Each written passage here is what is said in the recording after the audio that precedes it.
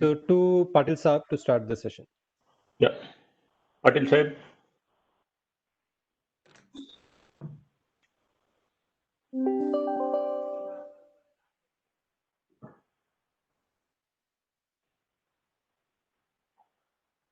Patil Saab, आप mute पे हैं अभी, so you have to unmute first. Patil Sahib.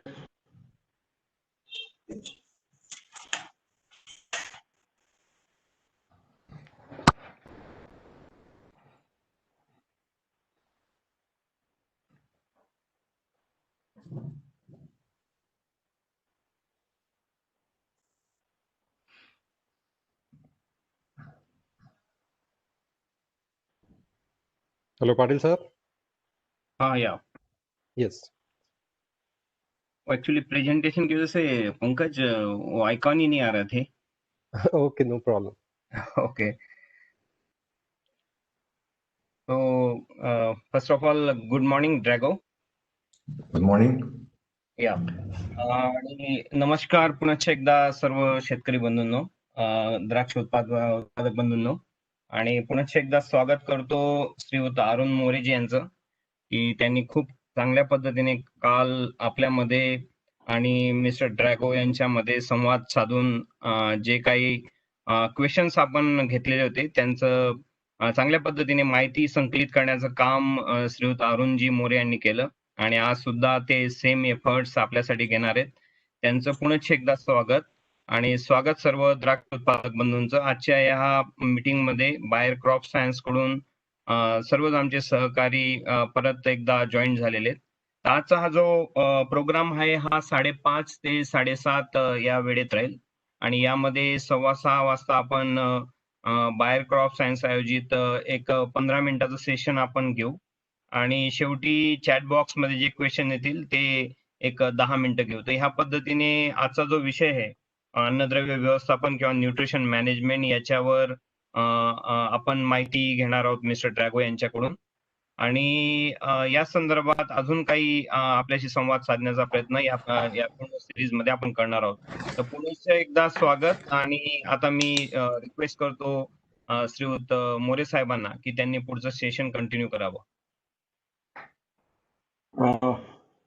Hello, Drago. Yes. We can start. Okay. So with the first question for this evening, how important is PTO analysis, or for that matter, leaf analysis, which you do in your country, and what would be the proper stages to do an analysis to get a fair idea of what the nutrition should be? Okay. Maybe we can. You have some slides we can share because there is the moment that we normally do the foliar analysis. Pankaj, do you send me some slides that we talked about? So there is a very clear. Yes. Moment. So Mr. Patil will be sharing his screen, so he will share that slide. Okay.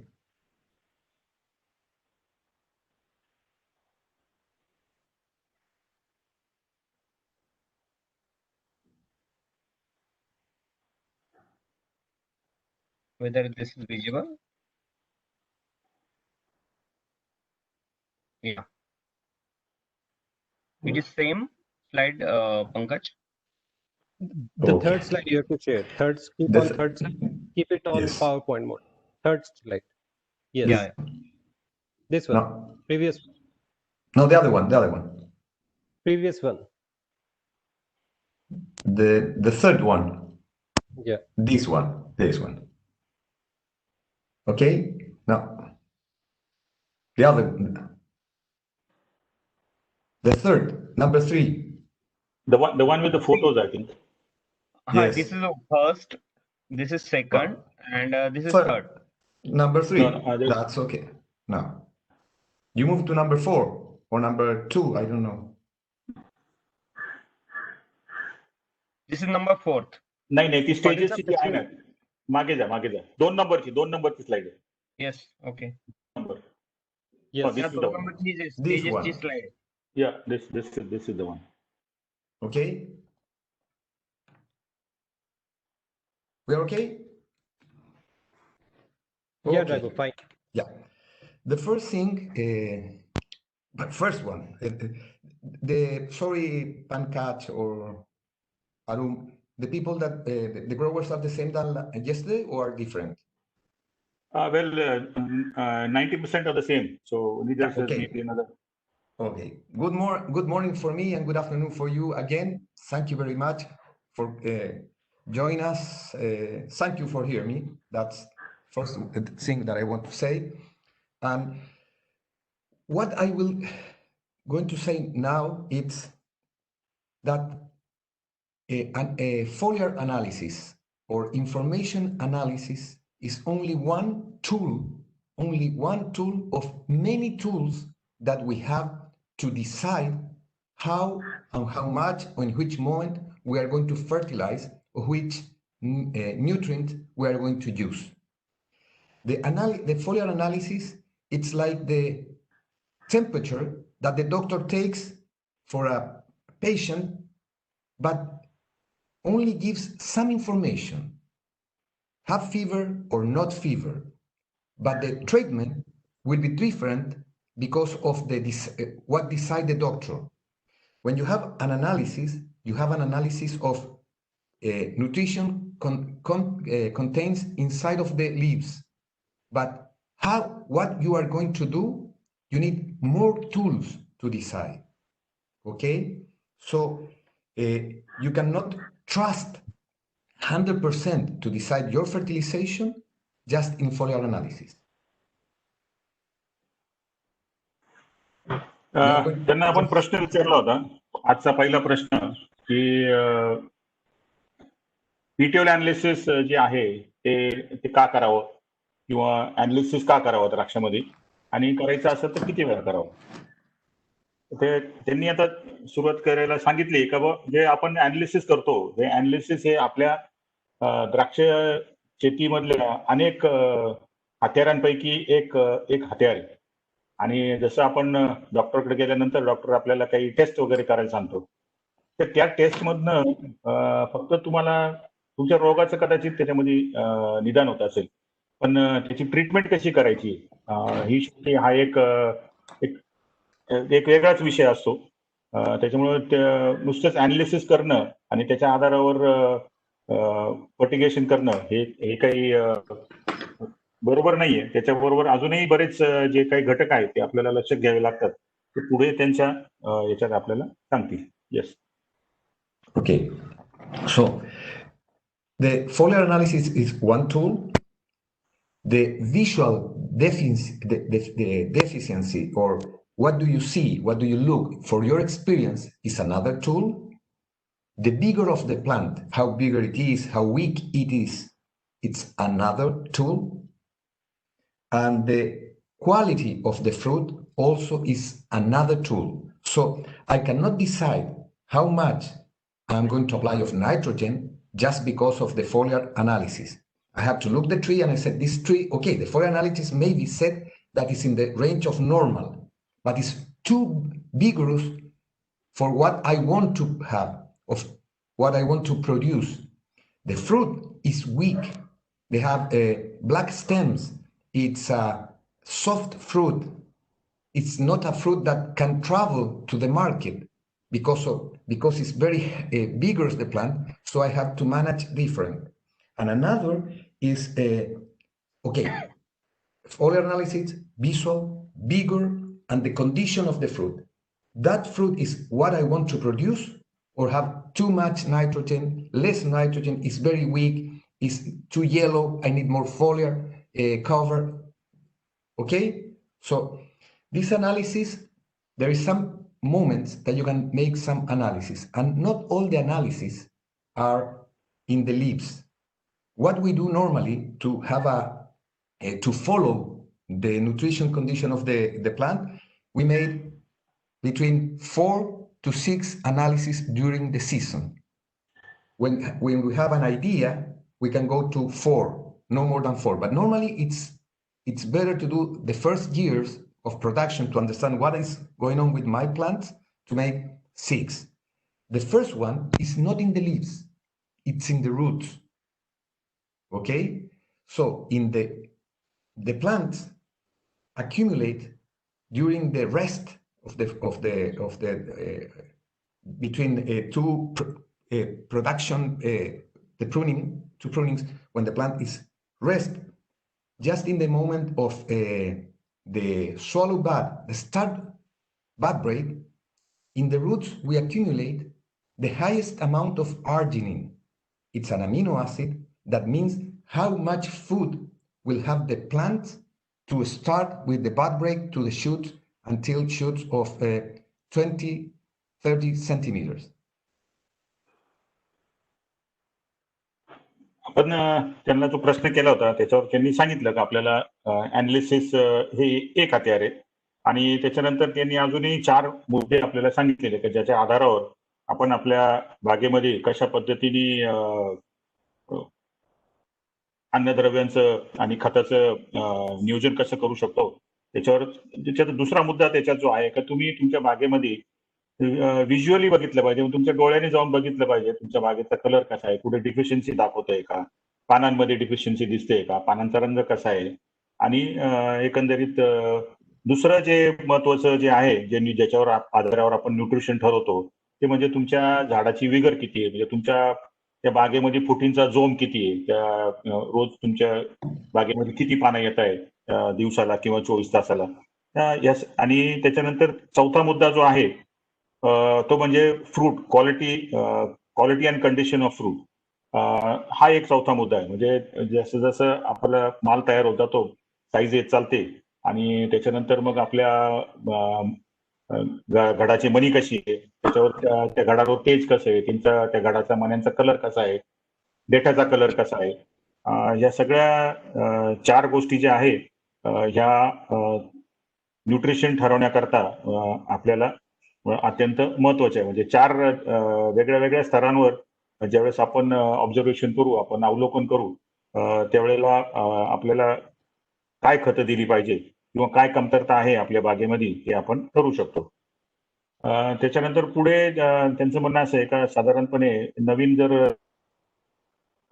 नवीन द्राक्ष उत्पादक असेल किंवा जसं आपल्याला जर आपल्या बागेची जर एकंदरीत न्यूट्रिशनची जी लेवल्स जी आहे ते जर ठरवायची असेल किंवा त्याचा अंदाज घ्यायचा असेल तर सर्वसाधारणतः 6 अनालिसिस आपण केल्या पाहिजे. एक पहिले 2 किंवा 3 वर्ष आणि त्याच्यानंतर सर्वसाधारणपणे पुढे जाऊन 4 अनालिसिस आपण करू शकतो. आणि त्याच्यात म्हणजे पहिलं अनालिसिस जे त्यांनी सांगितलेलं आहे ज्या वेळेला आपण बाग छाटल्यानंतर आपण आपल्या स्क्रीनवर आपल्याला दिसतोय त्याची स्क्रीन दिसते त्याच्यामध्ये 2 नंबरचा जो फोटो आहे त्याच्यामध्ये रूट्स अर्जिनाइन प्रोटीन असं स्वोलन बड म्हणजे ज्यावेळेस आपला डोळा जस्ट बडब्रेक चालू होतो ज्याला आपण म्हणतो वरचं टर्पल उडालेलं असतं आणि कापसळलेला असा डोळा ज्यावेळेस आपल्याला दिसतो तर त्यावेळेला जमिनीमधून मुळांचं अनालिसिस करून त्याच्यामध्ये अर्जिनाइन हे एक अमिनो ऍसिड आहे ते किती मोठ्या प्रमाणात आहे हे आपण बघितलं पाहिजे.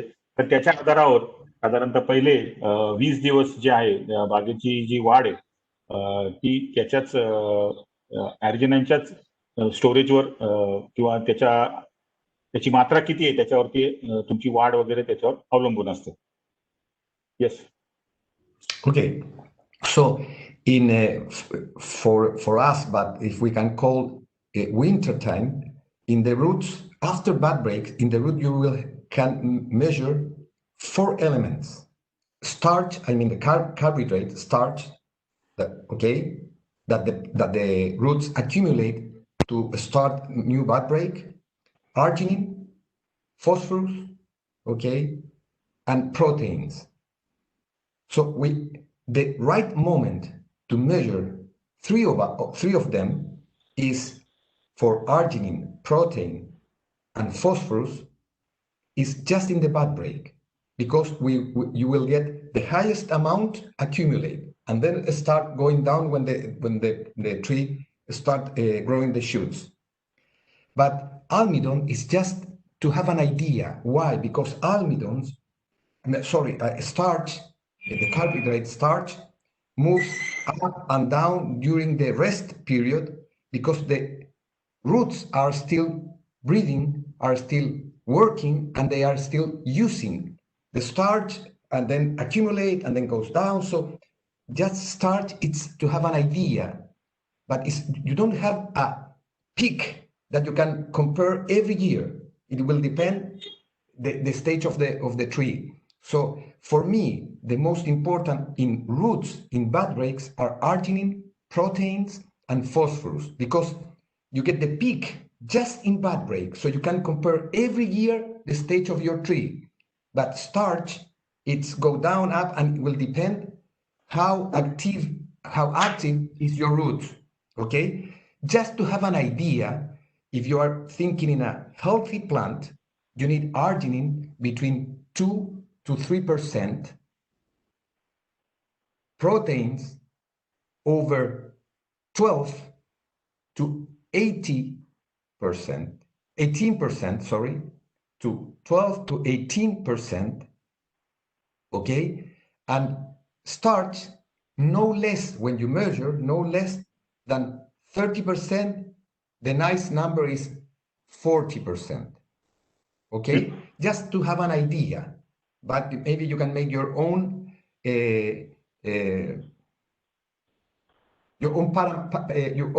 measure. Okay, but for us that's the idea. And then the plant start growing, and the first leaf analysis that we do is when the shoot is close to 30 to 40 centimeters, 1 month earlier than before flower. Okay, and we made a complete analysis that includes boron and copper.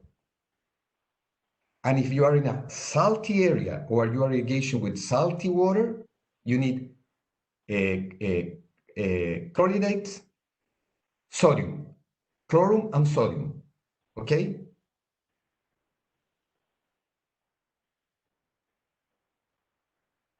Chloride and sodium. Yes. You did mention sodium. You didn't mention the level of phosphorus that you want. No, the level of phosphorus, it's depending. I will show you in a slides then, okay? Because it depends of the rootstock. Okay. आता त्यांनी जे पहिलं analysis आपल्याला सांगितलेलं आहे, त्या पहिल्या analysis मध्ये आपल्याला अर्जिनाइन म्हणजे आपली झाडाची जी आहे त्याचा काही भाग काढून आणि त्याचं अनालिसिस केलं पाहिजे. आणि त्याच्यामध्ये 4 मुख्य घटक जे आपण तपासले पाहिजे. त्याच्यामध्ये स्टार्च म्हणजे कार्बोदक, अर्जिनाइन जे एक अमिनो ऍसिड आहे, त्याच्यानंतर प्रोटीन आणि फॉस्फरस. तर त्याच्यामध्ये स्टार्च जे आहे ते थोडंसं कमी जास्त होत असतं. त्याच्यामध्ये असा पीक किंवा त्याचा तुलना करायला असा काही त्याच्यामध्ये आकडा नाहीये आपल्याला. तर साधारणतः 30 ते 40% पर्यंत त्या मुळीमध्ये स्टार्च असायला हवा असं एक अपेक्षित आहे. 40 हा चांगला आकडा आहे, पण सर्वसाधारण 30 असला तरी आपल्याला फार अडचण नसते त्याच्यामध्ये. आणि हा स्टार्च जो आहे हा कायम कमी जास्त होत असतो. कितीतरी समजा त्यांच्याकडे थंडी असते आणि त्यांची पूर्ण बागेवर पानं वगैरे काहीच नसतात, वरती शूट मुवमेंट शून्य असते. अशा परिस्थितीमध्ये सुद्धा खाली मुळी ही काम करत असते आणि तिला जे खाद्य लागतं ते म्हणजे ते कार्बोदक ते असे तिथे ती वापरत असते. दुसरं जे आहे त्याच्यामध्ये अर्जिनाइनचं प्रमाण त्यांनी सांगितले साधारणपणे 2 ते 3% अर्जिनाइन अपेक्षित आहे. त्याच्यानंतर प्रोटीन जे आहे ते 12 ते 18% पर्यंत अपेक्षित आहे. अशा पद्धतीने जे पहिले अनालिसिस सांगितले त्यांनी त्याच्यामध्ये किती प्रमाणात अपेक्षित आहे ते सांगितले. त्याच्यानंतर दुसरं जे अनालिसिस आहे ते म्हणजे पानाचं आहे. सर्वसाधारणपणे 30 सेंटीमीटर साधारणतः 1 फूट ज्यावेळेस आपली वाढ होते त्या दरम्यान आपल्याला ते अनालिसिस करायचंय. त्यांच्याकडे साधारणतः ती वाढ होण्याकरता छाटणी किंवा त्यांच्या डॉर्नेटच्या स्प्रे नंतर साधारणपणे एक महिना त्यांना वेळ लागतो. आपल्याकडे ती थोडी लवकर येते ती स्टेज. पण 30 सेंटीमीटरचं ज्यावेळेस आपली फूट असते त्यावेळेला त्याचे पानांचे आपल्याला अनालिसिस करायचंय आणि त्याच्यामध्ये आपल्याला बोरॉन, कॉपर, त्याच्यानंतर जर आपल्या जमिनीमध्ये जर क्षारांचा जर आपल्याला जर समस्या असेल तर त्याच वेळेला त्या पानांमध्ये कार्बोनेट्स, क्लोराईड आणि सोडियम याचं सुद्धा आपण अनालिसिस हे पहिल्या 30 ते 40 सेंटीमीटरच्या फुटीमध्ये आपण केलं पाहिजे. Yes. Yeah, okay.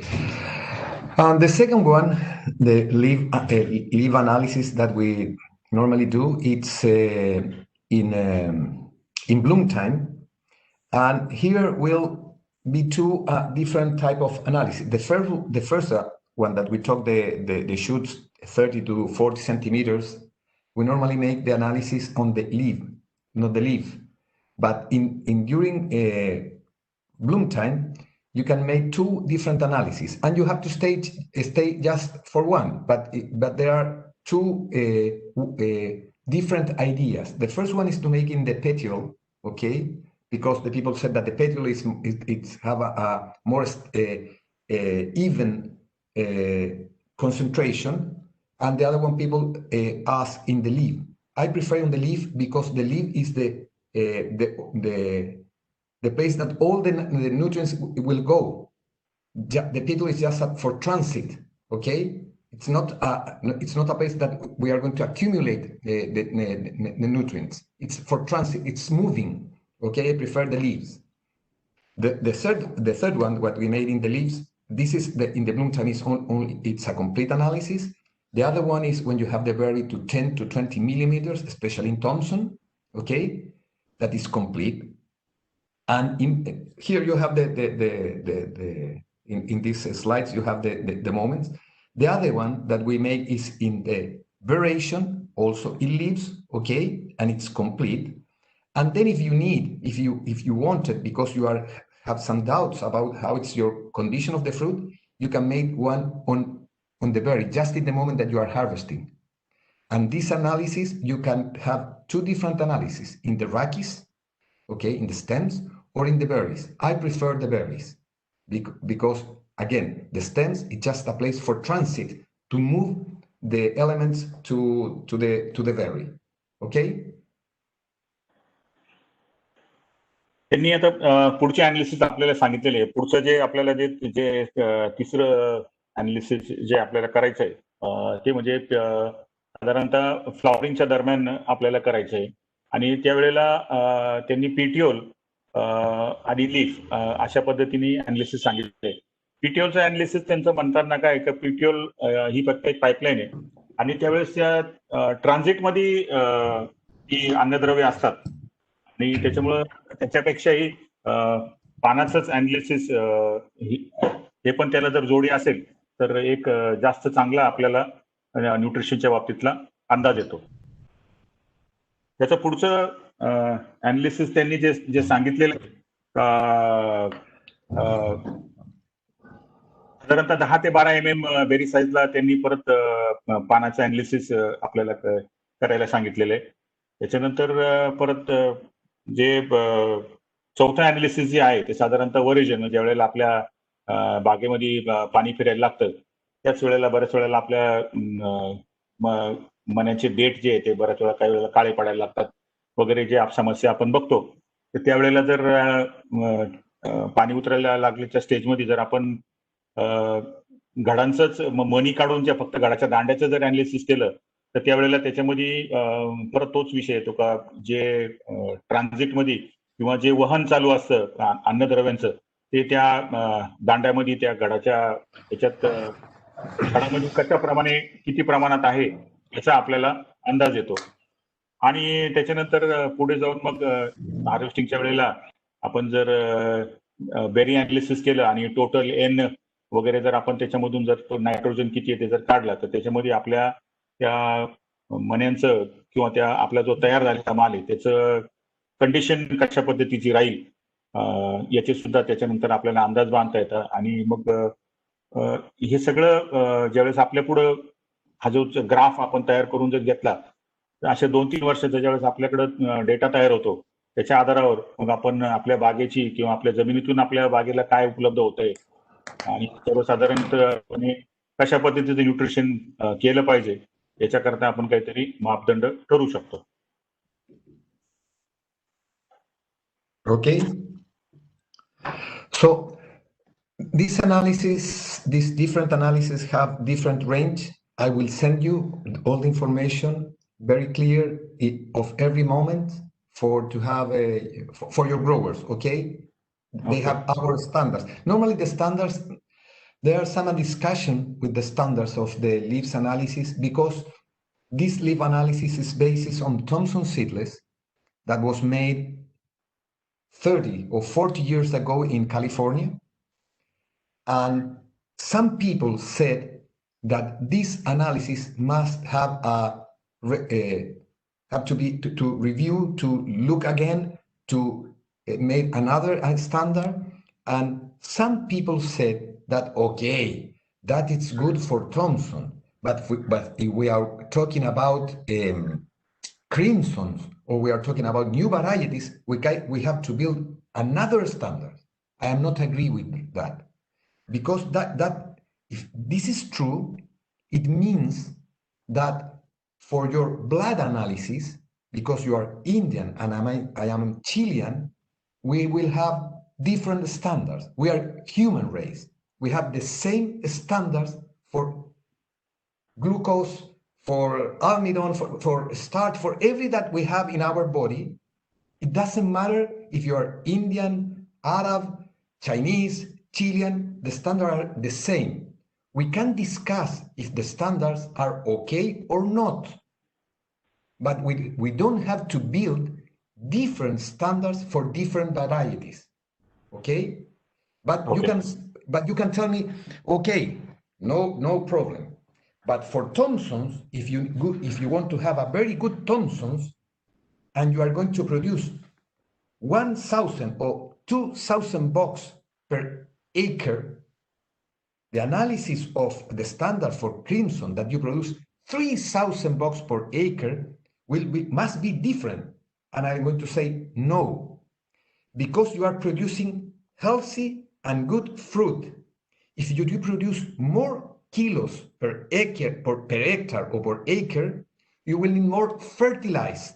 You will need more nitrogen, more sodium, more magnesium, more potassium, but the standard will be the same. That means that, I don't know which the most important sportman in your country, but I think it was a cricket player, okay? This cricket player that is a very healthy man have the same standard than me, the same. They need to eat more food, more water, more proteins, more everything, but the standards are the same, okay? That's very important when people say, okay, but this is crimson, there is different standard, and this is a new variety, the standards are not okay. The standards are the same. What changed? The amount of nutrients that we have to apply for that amount of production. त्याच्यामध्ये जे त्यांच्याकडे जे standards ते वापरतात PTO आणि leaf करता, ते त्याचा reference जो आहे ते आपल्याला त्यांच्या जेव्हा स्लाइड्स पाठवतील त्याच्यामध्ये ते आपल्याला देणार आहे आणि येता अवकाश ते आपल्यापर्यंत पोहोचेल. पण हे जे स्टँडर्ड जे आहे हे साधारणतः 30 ते 40 वर्षापूर्वी कॅलिफोर्नियामध्ये ठरले होते त्यावेळेला, आणि आज तागायत तेच चालू आहे. त्याच्यात बऱ्याच जणांचं म्हणणं असं आहे की याच्यामध्ये आता इतक्या वर्षामध्ये हे रिव्ह्यू झाले पाहिजे, पण ठीक आहे, तो एक मतप्रभाव आहे. आणि त्याच्यानंतर मग दुसरं त्यांनी एकदम अत्यंत स्पष्टपणे त्यांचं मत मांडलेलं आहे की वेगळ्या वेगळ्या व्हरायटीला पीटीओचे जे स्टँडर्ड्स आहे किंवा लीफ अनालिसिसचे स्टँडर्ड्स आहे ते वेगळे वेगळे असायला पाहिजे का, तर त्यांनी त्याच्यामध्ये साफ नाही म्हणून सांगितलेलं आहे. त्यांचं म्हणणं आहे की जगाच्या पाठीवर तुम्ही गेला तर जसं माणूस आहे तो, मग तो अरबस्थानचा असेल किंवा भारतीय असेल किंवा चिनी असेल किंवा उद्या चिलीचा असेल किंवा अमेरिकेचा असेल, माणूस शेवटी माणूस आहे. ठीक आहे, तो कोणत्या देशातून आला म्हणून त्याच्या रक्तातले घटक बदलतात असं मुळीच नाहीये. फक्त मग आपण म्हणतो म्हणजे तुमची ताकद जी असेल, म्हणजे बागेच्या बाबतीत हाच मुद्दा परत समोर येतो का तुमच्या सगळ्या व्हरायटींचे जे आहे त्यांचे सगळ्यांचे स्टँडर्ड हे एकसारखेच आहे, त्याच्यात कोणत्याही प्रकारचा बदल नाहीये. पण मग जी बाग 4 टन समजा उत्पादन देत असेल तर त्या बागेला तुमचं जे खताचं प्रमाण असेल ते त्या 4 टनाला गृहीत धरूनच ते असणार आहे. कारण आपल्याला माहिती आहे 1 टन उत्पादनच्या वेळेस आपण घेतो की त्याच्या अनुषंगाने त्याला एनपीके किती लागतो, जर तुम्ही 10 टन उत्पादन घेणार असाल किंवा 15 टन एकरी उत्पादन घेणार असेल तर त्या हिशोबाने तुमची खताची मात्रा ही बदलते, पण तुमचे जे स्टँडर्ड्स आहे, तुमचे पीटीओचे जे लेवल्स आहे त्याच्यामध्ये कोणत्याही प्रकारचा बदल होत नाही. तेवढं जास्त उत्पादन घेण्याकरता जास्त खत द्यावं लागतं. जसं एखादा आपल्याच बरोबरीचा एखादा स्पोर्ट्समन जो असतो किंवा खेळाडू असतो तर त्याचा जो आहार असतो तो आहार त्याच्या खेळाच्या दृष्टीने असतो. तो स्वतः जास्त मेहनत करतो, तो पळतो, धावतो आणि त्याच्या त्या परफॉर्मन्सवर त्याचा आहार असतो. तुम्ही मी आपण शारीरिक तेवढे श्रम करत नाही, त्याच्यामुळे त्या अनुषंगाने आपला आहार कमी असतो. पण मग याचा अर्थ त्याच्या रक्तातले घटक वेगळे आणि तुमच्या रक्तातले घटक वेगळे अशी परिस्थिती नसते. Okay. There's a question actually before we go ahead. When you say analyze root, can you tell the size of the root that needs to be analyzed? Do you just put white roots? Because there is a big controversy in that. What root should be taken? Yes, the size of the roots must be the roots that grows during the post-harvest period. That means you have here, if you see, you have in these slides, you have two peaks of the roots. Okay. The first peak goes on bloom time, okay? Okay. Goes in bloom time because, sorry, the red line, it's not okay. Start number 1, Roman number 1. Start over there. Don't start in the bad grade because you don't have berries over there. This is a mistake. I will show you then slides, okay? But yeah, what I'm trying to say that if you have a peak over there and you have a peak over there, you need roots that produce in this moment, because all the roots that you produce here will use all the fertilizer, all the nutrients to have a big shoot and good berry. And here you will have the roots that you need. And the size of these roots, it's like it's 1 millimeter wide. Okay, it's just 1 millimeter wide. But the most important thing, it's roots that grows in the post-harvest period. Okay. You can see in the farm, you will see roots like this, and you will have a root that is 1 millimeter, maybe 1.5 millimeters. Okay. Post-harvest time growth, okay? So basically the root that you want to analyze should be of a thickness of 1 mm. That's what. That's it. 1 millimeter. Yes. The thickness Yes, and another question someone asked. Sorry. The root should be, and it's basically the root that has formed. Suppose we prune in October, so the roots that are formed in maybe August can be analyzed. So maybe yes, September. Yes, July or August. That's okay. That must be the roots, because if you prune in October, you need in this period. Yes, of course. Okay. And someone asked why in the first analysis, leaf analysis, you only ask for complete of boron and sodium. No, when I said complete analysis mean boron, chlorates, and sodium. Okay. Okay. So you want the whole analysis with these three specifically. Yes. If you see in the slides, completo means complete, means that you need chlorum, sodium, and boron. Okay. Okay. मग त्यांनी पहिल्या analysis मध्ये जे सांगितलं होतं त्याच्यामध्ये boron, carbonates, sodium आणि chloride.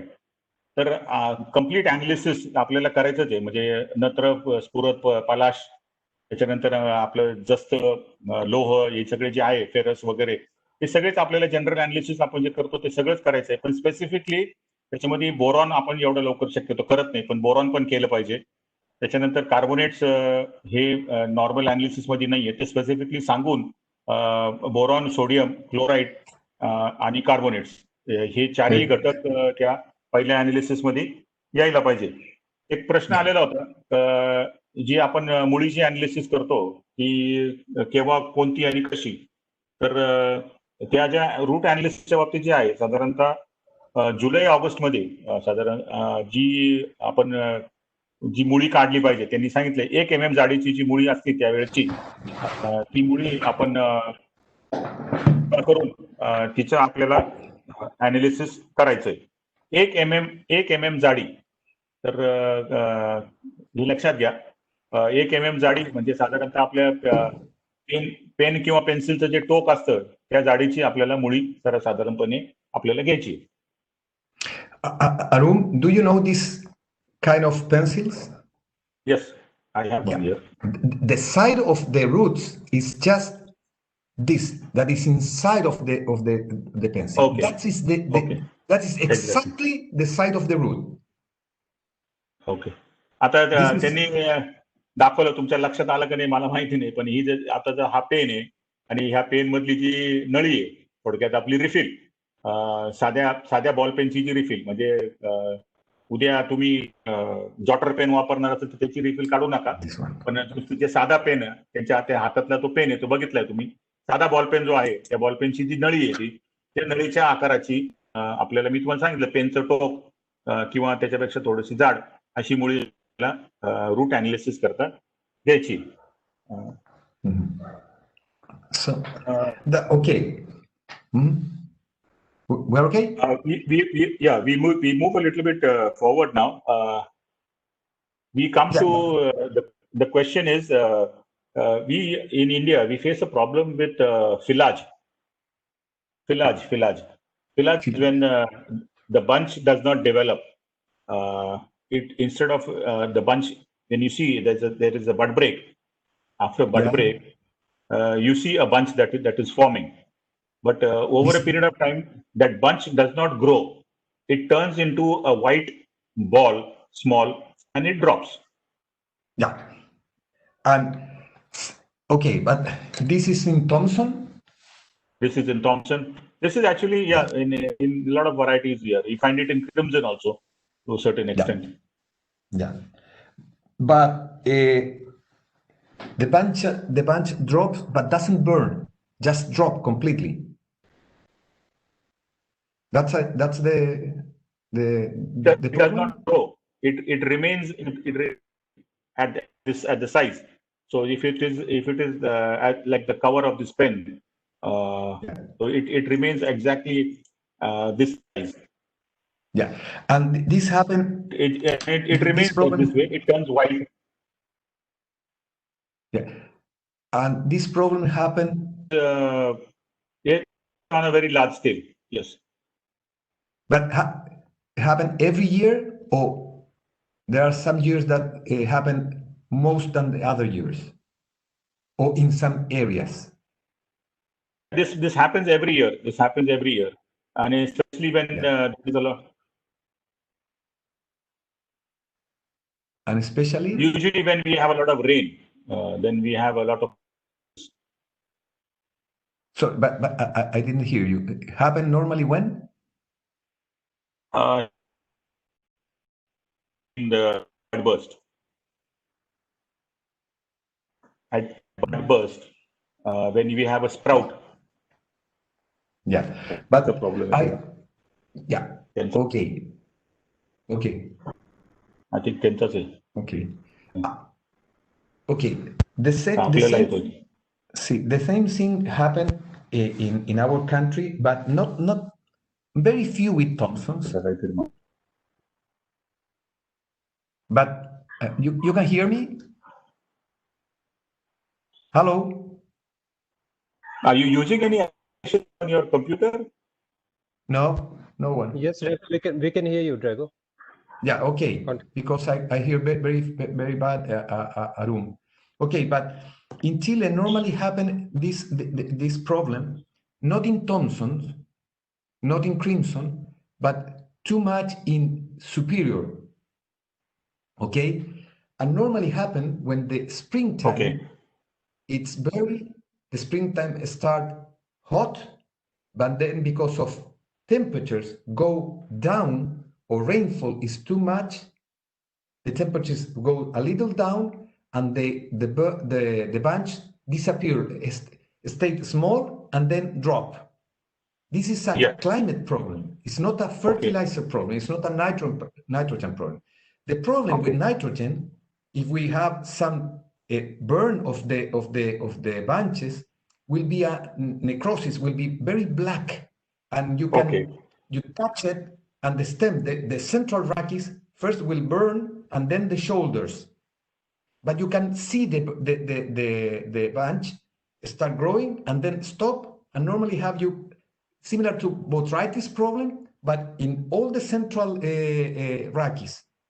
When the problem is temperature, you will see that the bunch doesn't develop, stay very small, and they turn like white to some red colors and then disappear, but very small. This is a temperature problem, because start with high temperatures and then go down. Normally happen in superior variety. We can see Thompson. This year, we see a lot of problem in Copiapó. Copiapó is the desert of in Chile that produce Thompson.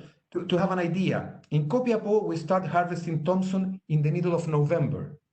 And in the central area in Santiago, we start harvesting Thompson in the middle of February.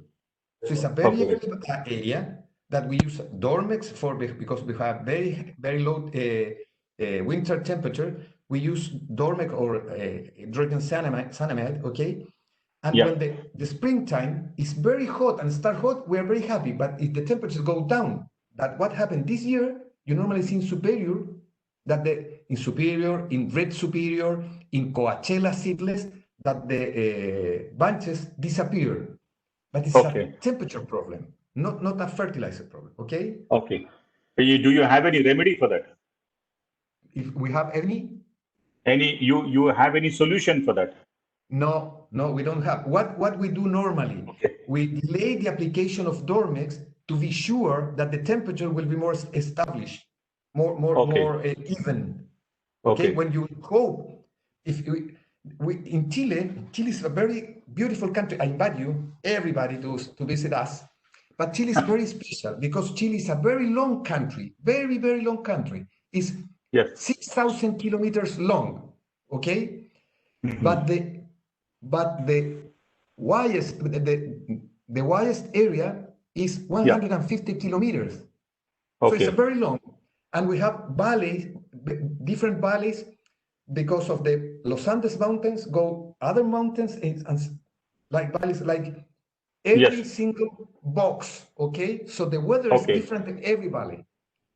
We know very much how moves the temperatures in this valley. So if I have Superior and I want early Superior because I want to be the first in the market, but the weather normally we have fields like 40 centimeters. It's a very risky area. We delay the application of Dormex to be sure that we're going to grow in a more even temperature. It's not that's I'll finish it and then you'll get back. We made a passive action. We move. We don't do active action. Okay. But when you say the temperature drops, what is the low temperature?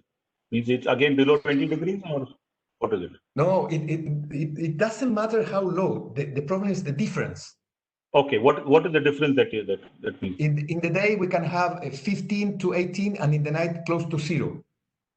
Okay, so basically the difference is around 15 degrees, 15 to 20 degrees. But but the same will happen some years that the highest temperature is 25 and the lowest is 10. 5. Okay. So then also you face the same problem. Exactly. Okay. आता तो आपला जो गोळीघाडाचा जो एक मोठा प्रश्न आहे भारतीय द्राक्ष शेतीमध्ये, आपली बाग ज्यावेळेस आपण छाटतो ती फुटायला लागते आणि त्यावेळेला आपल्याला असं लक्षात येतं का आपल्याला पोग्यामध्ये तर खूप चांगले घड दिसत होते आणि त्याच्यानंतर जसं जसं ते शेंडा पुढे चालायला लागला आणि लक्षात आलं की ते घड काही वाढत नाही, तो पांढरा पडला, गोळी झाली, गळून गेला. तर याच्याकरता त्यांनी सांगितलं की हा काही न्यूट्रिशनचा काही प्रॉब्लेम नाहीये. हा जो प्रॉब्लेम आहे हा तुमच्या तापमानाशी आहे, तुमच्या क्लायमेटशी संदर्भात आहे. आणि बऱ्याच वेळा त्या दिवसांमध्ये काय होतं, म्हणजे आपले समजा ऑक्टोबरची छाटणी असेल किंवा सप्टेंबरची छाटणी असेल, आपल्याला माहिती आहे दिवसाचं जे टेम्परेचर तापमान जे आहे ते साधारणतः 32 डिग्री पर्यंत जातं सप्टेंबरमध्ये, आणि ऑक्टोबरच्या पहिल्या दुसऱ्या आठवड्यामध्ये सुद्धा 32-35 आपल्याकडे तापमान होतच, म्हणजे ऑक्टोबर हीट म्हणजे जे आपण म्हणतो. पण बऱ्याच वेळा त्या कालावधीमध्ये ढगाळ हवामान तयार होतं आणि कदाचित पाऊसही पडतो, आणि पाऊस पडल्यानंतर एकदम ते टेम्परेचर जे ते तुमचं 20 किंवा 15 डिग्रीच्या दरम्यान काहीतरी येतं ते, आणि मग हे जे तापमानात जो फरक पडतो, म्हणजे मॅक्सिमम आणि मिनिमम, म्हणजे जास्तीत जास्त आणि कमीत कमी, या तापमानामध्ये जर तुमचा टेम्परेचरचा फरक जर हा 15 ते 20 डिग्रीच्या दरम्यान जर जाणार असेल, तर त्यावेळेला या अशा पद्धतीचे गोळीगड तयार होण्याचा समस्या ही त्यांच्या देशामध्ये त्यांना दिसते, आणि कदाचित आपल्याकडेही तेच मुख्य कारण त्याचं असावं.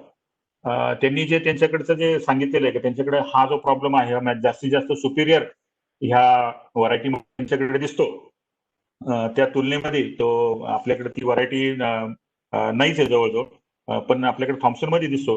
आपण त्यांना सांगितलेलं आहे, आणि त्यांनी त्याच्यानंतर त्यांच्या देशाची थोडीफार माहिती दिली. 6000 किलोमीटर लांबी, 150 किलोमीटरची रुंदी, आणि वेगळ्या वेगळ्या ठिकाणी जेव्हा ते त्यांचे द्राक्ष टायमिंग करतात लवकर मार्केटमध्ये येण्याकरता, जसं आपण करतो, त्यावेळेला या अशा समस्याला आपल्याला तोंड द्यावं लागतं.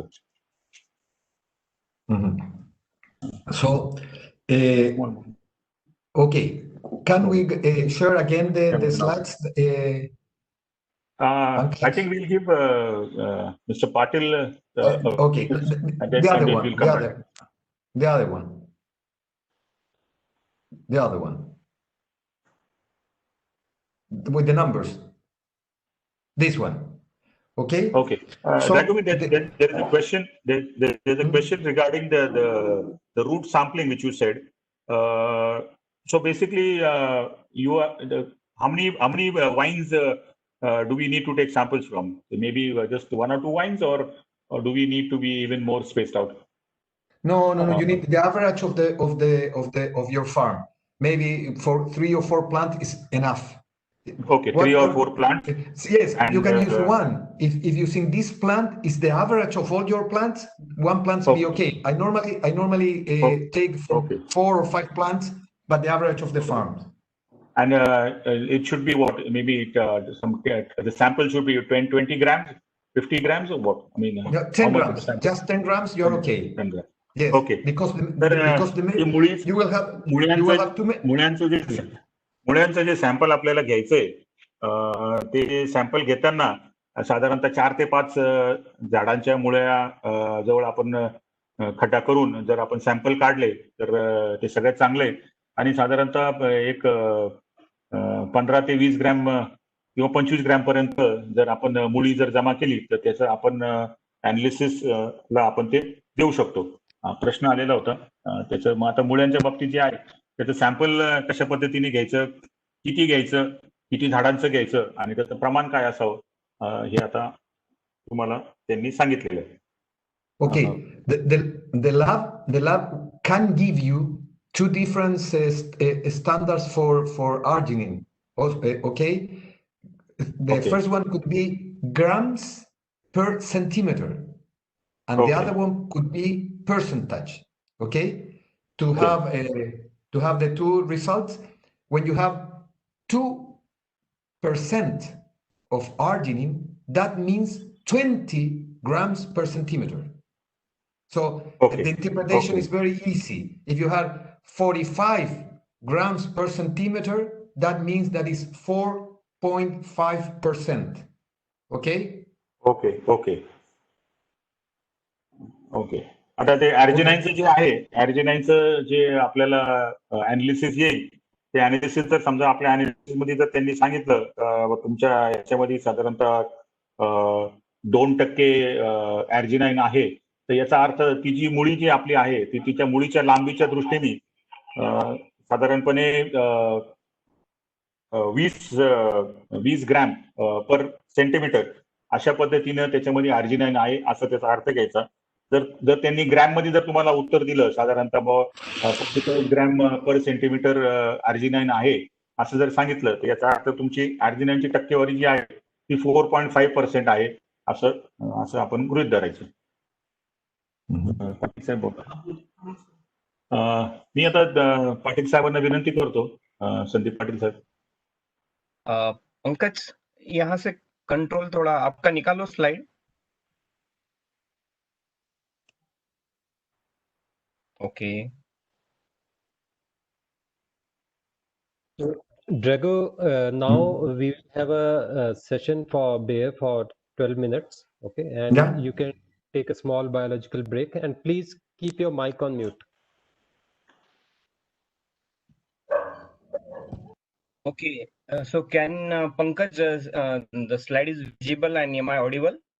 Yes, yes, absolutely fine. You can go ahead and please on your camera. Just a minute.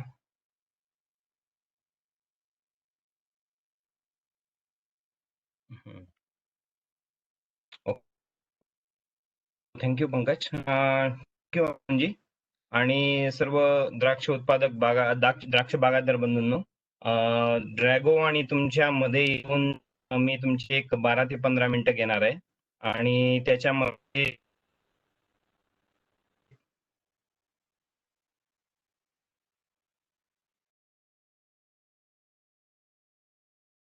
बाहेर क्रॉप सायन्स कडून स्ट्रॅटेजी माहिती भूमिका आहे पद्धतीने ह्या दोन भूमी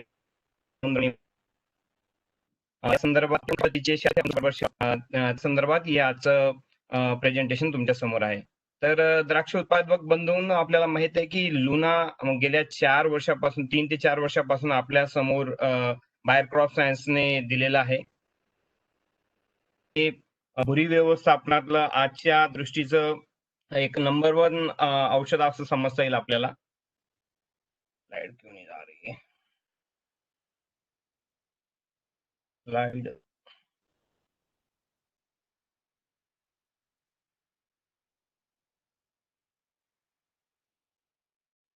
भुरी नंबर 1चं औषध आहे आणि एक नवीन जी केमिस्ट्री गेल्या कित्येक वर्षापासून आपण त्याच गटातील औषधं वापरत होतो, ज्याच्यामध्ये ट्रायझल्स किंवा QIO गटातली औषधं होती. तर एक नवीन क्लास किंवा एक नवीन केमिस्ट्री बायर क्रॉप सायन्स कडून लॉन्च करण्यात आली आणि बऱ्याचशा द्राक्ष बागायतदार बंधूंनी याचा वापर केलेला आहे. म्हणजे बरेचसे जे द्राक्ष बागायतदार आहेत त्याला ज्या पद्धतीने आपण शिफारस करतो त्या पद्धतीने 2 वेळा वापरतात आणि काही द्राक्ष बागायतदार बंधू 1 वेळा वापरतात. तर ही एक नवीन केमिस्ट्री किंवा एक नवीन सोल्युशन बायर क्रॉप सायन्सने मागच्या काळात दिलेलं आहे. आणि जर याच्यात आपण बघितलं की मार्केट स्टँडर्ड जे आहेत, मार्केटमध्ये आपण सोल्युशन उपाययोजना ज्या अवेलेबल आहेत त्याच्यामध्ये आणि लुनामध्ये सर्वात मोठा जो डिफरन्स आहे म्हणजे त्याची देठांवरची भुरीवर मात करण्याची प्रक्रिया आणि सर्वात महत्त्वाचं ट्रान्सलॅमिनार आणि झायलम सिस्टमिक ऍक्शन जी आहे ती डिफरन्शिएट करते. तर आजच्या भागात या गोष्टींपेक्षा मी याच्यावर भर देणार आहे की आपण LM जे सुरुवातीला म्हटलो की कशा पद्धतीने आपल्याला 2 लुना आणि 2 मोव्हॅन्टोचे राऊंड घेणं का गरजेचं आहे. म्हणजे बऱ्याच वेळा अशा पद्धतीच्या उपाययोजनामध्ये एक कमर्शियल अँगल बघितला जातो की कंपनी 2 वेळा का रेकमेंड करते. पण याला जे शास्त्रीय ज्याला सपोर्ट म्हणता येईल किंवा शास्त्रीय माहितीचा जो एक संकलित भाग म्हणता येईल तो ह्या पद्धतीचा आहे आणि तो मला तुमच्या समोर शेअर करायचा की काही ट्रायल्स आपण जे आपल्या बरोबर जे ग्रेप इन्स्टिट्यूट आहे NRCG यांच्या बरोबर डेव्हलप केलेल्या ज्या ट्रायल्स आहेत की ज्याच्यामध्ये आपण 2 लुना आणि फॉलोड बाय त्याच्यानंतर बॅसिलस सबस्टॅलिस आणि सल्फर असे स्प्रे जे घेतले, ज्या रेकमेंडेशन स्टेजला आपण लुना सांगतो त्या रेकमेंडेशन स्टेजला आपण ट्रायल्स वेगवेगळ्या गेल्या 3 वर्षापासून कंटिन्युअसली करत आहोत आणि 2 लुना 35 दिवसाला पहिला स्प्रे आणि दुसरा स्प्रे 45 दिवसाच्या आणि त्याच्यानंतर बॅसिलस आणि सल्फर चा स्प्रे. बॅसिलस जे आहे ते मायक्रोबियल डिस करतात फंगसमध्ये, त्यांच्या सेल्स मेम्ब्रेनला डिस्ट्रॉय करण्याचं काम करतात. त्याच्यानंतर लुना 2 स्प्रे म्हणजे लुना ज्या स्टेजेसला आपण रेकमेंड केलेलं आहे आणि अँप्लोमायसिस जे आहे ते अँप्लोमायसिस आपण या ठिकाणी 2 वेळा वापर केले आहे. तर हे हायपर पॅरासाइट असतात अँप्लोमायसिस आणि यांचा वापर केला गेलेला आहे पावडर मिल्ड्यू व्यवस्थापनामध्ये.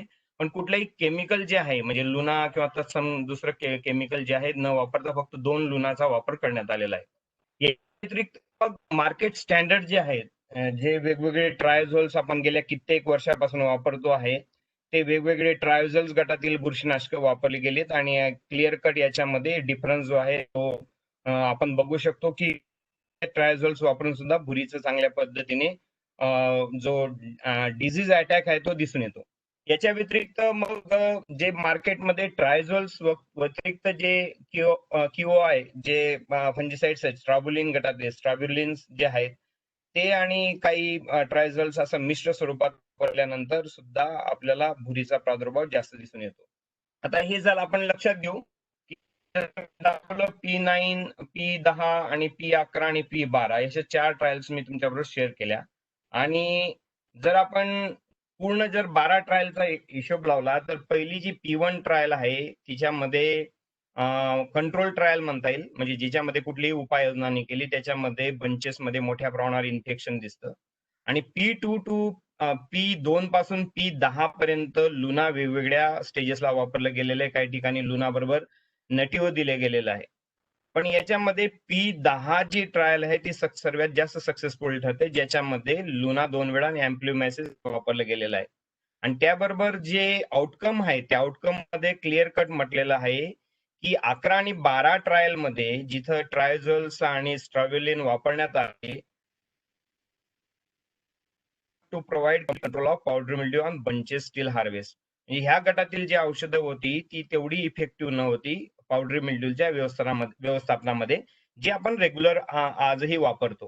तर ह्या पद्धतीचे जे आउटकम निघतायत ते आउटकम सपोर्ट करतायत की 2 लुना स्प्रे करणं आपल्याला का गरजेचं आहे, 2 लुना कशा पद्धतीने आपल्याला एक चांगल्या पद्धतीचं व्यवस्थापन देत असतात.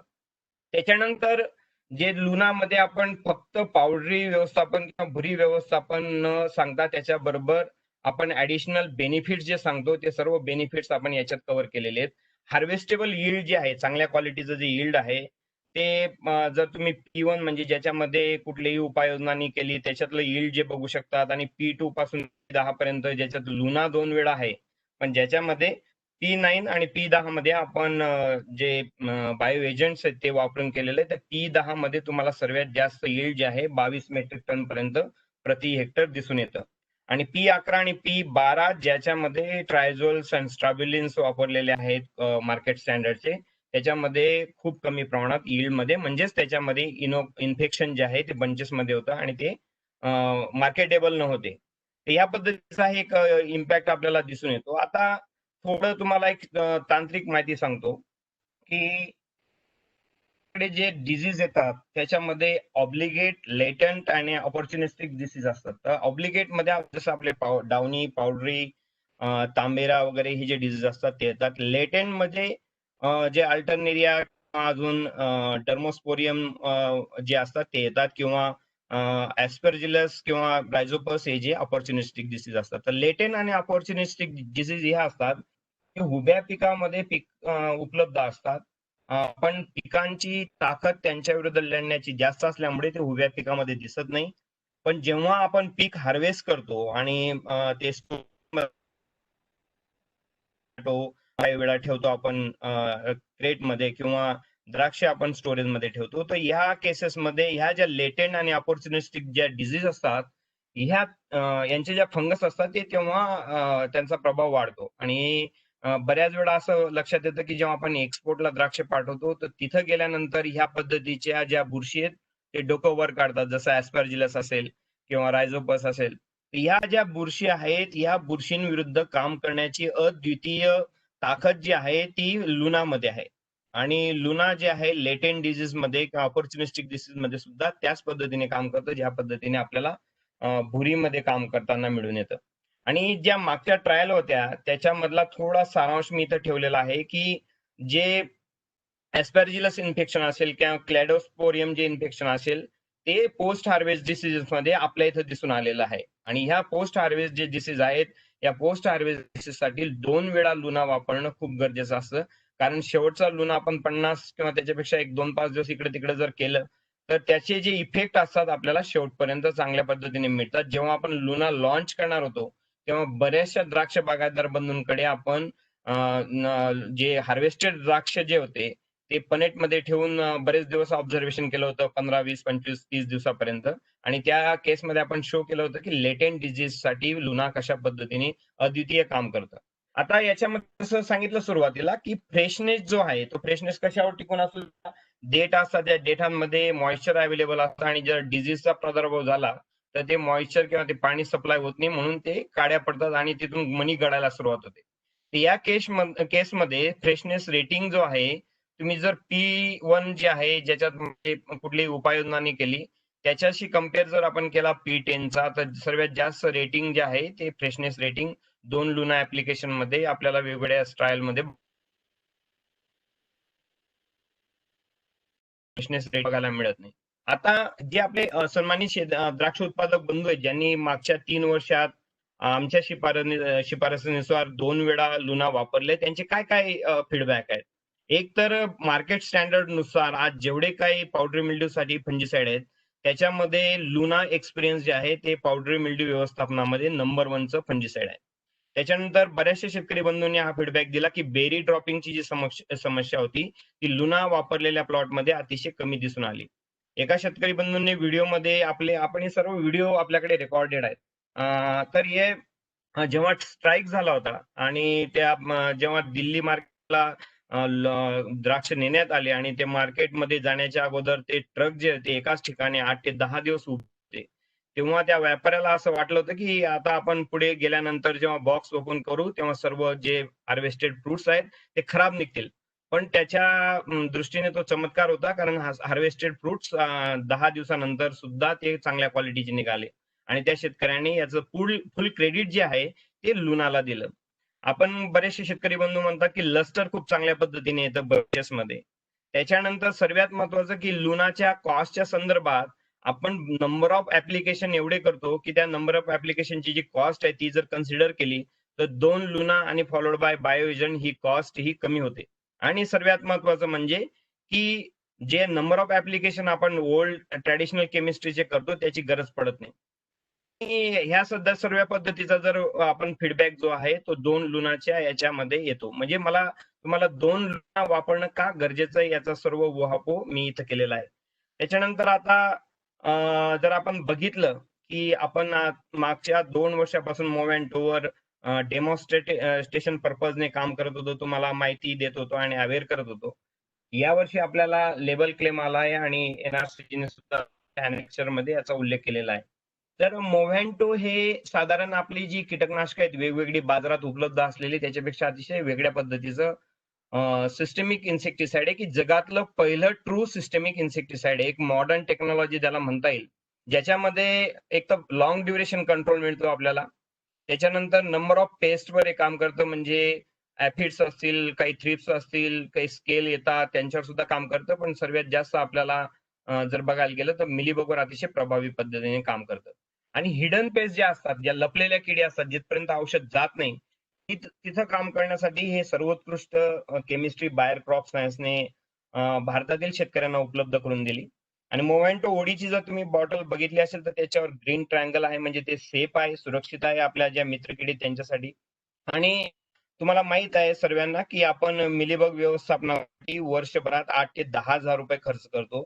आणि ज्या पद्धतीचं आपली शिफारस आहे त्याच्यामध्ये तुमची जी कॉस्ट ती सुद्धा कमी होते. आणि जो लेबोरस जॉब जो आहे, म्हणजे ज्याच्यामध्ये आपण ट्रंक म्हणजे खोडं धुणं, साली काढणं असे जे लेबोरस जॉब करतो त्याच्यापासून आपल्याला मुक्ती मिळू शकते. आणि सर्वात महत्वाचं की मोव्हेंटो वापरलेले जेवढे काही शेतकरी बंधू आहेत, द्राक्ष उत्पादक बंधू आहेत आतापर्यंत, ते हायली सॅटिस्फाईड आहेत. त्यांना क्लीन जे बंचेस आहेत द्राक्ष घडे ते बघायला मिळतात. त्यामुळे आपण स्लोगन जे शक्य ठेवलेलं आहे या मोव्हेंटो लॉन्चला, हे शक्य आहे मिलीबग मुक्त द्राक्षगड. तर ह्या पद्धतीचं एक अनोखं इनोव्हेटिव्ह सोल्युशन बायर क्रॉप सायन्सने आता आपल्या लागू केलेलं आहे, लॉन्च केलेलं आहे. तुम्हाला माहित असेल की प्लांट मध्ये झायलेम आणि फ्लोएम 2 घटक असतात. आणि झायलेम जे आहे ते रूट लिव्ह जे आहे ते वॉटर आणि मिनरल्स वाहून नेतात. आणि बरेचसे जे इन्सेक्टिसाइड आहेत त्यांच्या बरोबर मूव्ह होतात वरच्या दिशेने.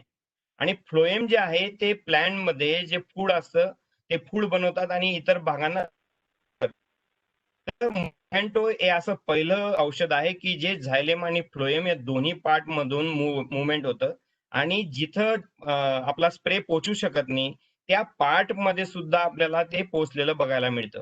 तर या पद्धतीचं अनोख्य हे जे कीटकनाशक आहे ते खास करून लपणाऱ्या ज्या किडी आहेत म्हणजे त्याच्यात मिलीबग असतील किंवा व्हाईट फ्लायचे ज्या निंफ आहे, निंफल स्टेज ज्याला म्हणतो आपण, त्या निंफल स्टेज व्यवस्थापनासाठी हे सर्वोत्कृष्ट कीटकनाशक बायोक्रॉप सायन्सने उपलब्ध करून दिलेलं आहे.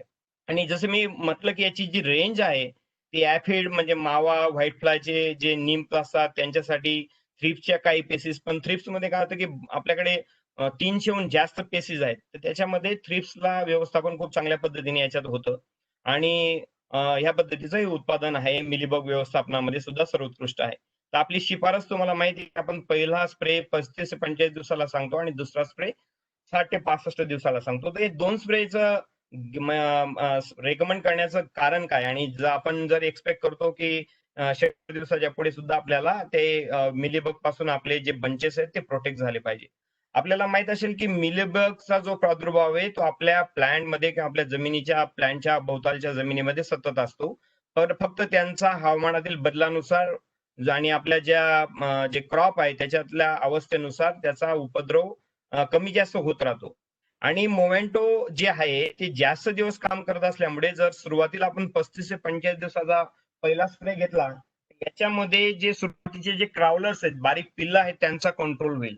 आणि त्यांचा कंट्रोल झाल्यानंतर सेकंड जो स्प्रे आपण रेकमेंड करतो 55, 60, 65 दिवसाच्या आसपास, त्या केसमध्ये याचं जे प्रोटेक्शन आहे दोघांचा जो एक कंपाऊंड तिथं अवेलेबल आहे आणि दोन स्प्रे केल्यानंतर आपल्याला लॉंगर ड्युरेशन म्हणजे आपण जेव्हा हार्वेस्ट करतो तिथपर्यंत जर आपल्याला प्रोटेक्शन पाहिजे असेल तर 2 स्प्रे करणं गरजेचं असतं.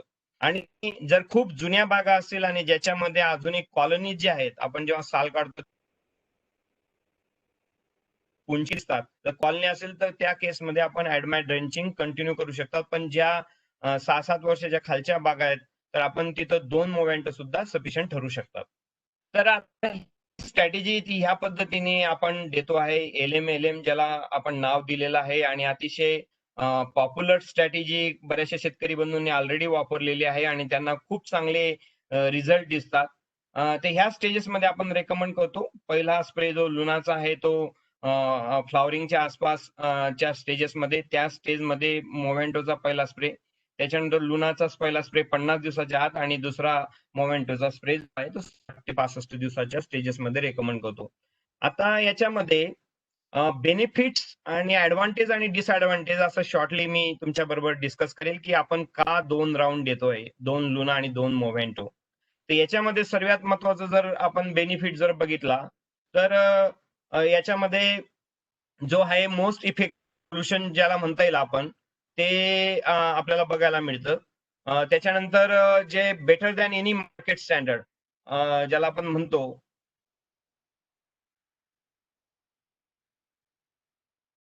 महत्वाचं म्हणजे इफेक्टिव्ह सोल्युशन की आज मार्केटमध्ये या दोन्ही ज्या केमिस्ट्री आहेत याच्या एवढं प्रभावी उपाययोजना आपल्याकडे कुठलीच नाही. म्हणजे पावडर मिल्ड्यू मध्ये म्हणाल तर लुना एक्सपिरियन्स हे नंबर 1 पावडर मिल्ड्यू साइड आहे आणि त्याच्याबरोबर ते लेटेंट आणि ऑपॉर्च्युनिस्टिक डिसीजला सुद्धा प्रोटेक्शन देतं.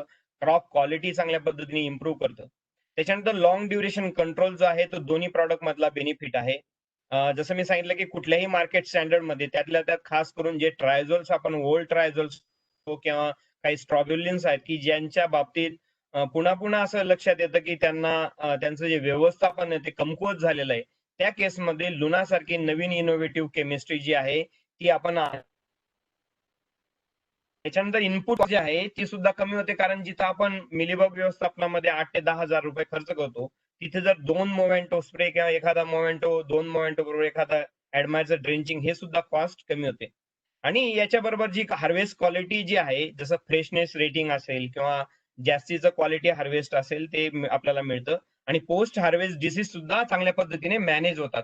तर हे जे स्पेक्ट्रम आहे ते स्पेक्ट्रम आपल्याला बऱ्याचशा किडींवर वर बघायला मिळतं आणि नंबर ऑफ ऍप्लिकेशन सुद्धा जे आहे ते आपल्याला कमी बघायला मिळतात. आणि त्याबरोबर सेफ टू बेनिफिशियल जे आहे ज्याच्यामध्ये आपल्याला जे मित्र किडी आहेत त्यांना सुद्धा आपल्याला कंट्रोल त्यांना प्रोटेक्शन चांगल्या पद्धतीने बघायला मिळतं. आणि सर्वात महत्वाचं की आपण जे लेबोरियस जॉब करतो, साली काढणं किंवा धुणं वगैरे, खोडं धुणं वगैरे, तर त्याची गरज पडत नाही. मग एवढे सर्व ऍडव्हान्टेज असताना एक डिसएडव्हान्टेज म्हणावं किंवा चॅलेंज म्हणावं, तो म्हणजे बीडीएल लेवलला जे डिटेक्शन आहे या दोन्ही मॉलिक्युलचं लक्षात येतं. पण तुम्ही जर बघितलं असेल, बऱ्याच वेळा असं चर्चेमध्ये येतं की लुनामध्ये 2 स्प्रे केल्यानंतर दुसरा स्प्रे केल्यानंतर फ्ल्युपारम डिटेक्ट होतो किंवा मोव्हेंटो मध्ये सुद्धा स्पायरोटेट्रामॅट डिटेक्ट होतो. बिलो बीडीएल आपण म्हणू, डिटेक्शन लिमिटच्या खाली जे आहे. पण जर तुम्ही बघितलं असेल की जेवढ्या काही आपण केमिस्ट्री वापरतो, ज्यांना बऱ्याचशांना रेजिस्टन्स डेव्हलप झालंय, ज्यांची डिझीज मॅनेजमेंट करण्याची पॉवर कमी झालेली आहे, त्या जर तुम्ही रिपोर्ट बघितले तर सर्वच सॅम्पलमध्ये सर्वच मॉलिक्युल आढळून येतात. आणि ही बरीचशी मॉलिक्युल आपल्याला म्हणावं तसं डिझीज मॅनेजमेंट किंवा कीड व्यवस्थापन देत नाही. मग डिझीज मॅनेजमेंट किंवा कीड व्यवस्थापन देत नसतील आणि त्याच्यात नंबर ऑफ ऍप्लिकेशन आपण करत असू, त्याच्यापेक्षा आपण अशी उपाययोजना वापरली पाहिजे की जिच्यामध्ये थोडा आपल्याला कुठेतरी चॅलेंज असेल पण नंबर ऑफ बेनिफिट जास्त आहेत. तर या पद्धतीची जर उपाययोजना आपण वापरली तर नक्कीच आपल्याला चांगले बेनिफिट मिळतील. ऑफिशियल लॉन्च सुद्धा आपण करणार आहोत. तर त्यामध्ये सुद्धा माझं तुम्हाला निमंत्रण राहील. त्याबरोबर अजून एक मी तुम्हाला सांगतो की आपण प्रोफायलर लकी ड्रॉ स्कीम जी मागच्या वर्षी होती, तिचं येत्या 28 तारखेला अनावरण करणार आहोत. त्याचं लाईव्ह प्रक्षेपण होणार आहे. त्याच्यामध्ये तुम्ही जरूर सामील व्हा. आणि पुन्हा एकदा तुम्हाला नवीन हंगामाला शुभेच्छा देतो आणि हे LMLM स्ट्रॅटेजी आपण जरूर अवलंबली पाहिजे याचं आवाहन करतो आणि माझे प्रेझेंटेशन संपवतो. धन्यवाद. अरुणजी, आता तुम्ही सुरुवात करू शकता. मोरे सर. धन्यवाद पाटील साहेब, धन्यवाद.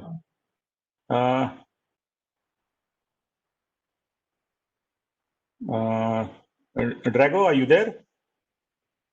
Yes. Okay. I'll just put the question in the local language first, and then I will get back to you. आता त्यांना जो आता पुढचा प्रश्न तो आपण विचारणार आहे, तो जो आपल्या तयार मालामध्ये जी आपल्याला समस्या येते ती म्हणजे इंटरनल ब्राउनिंग.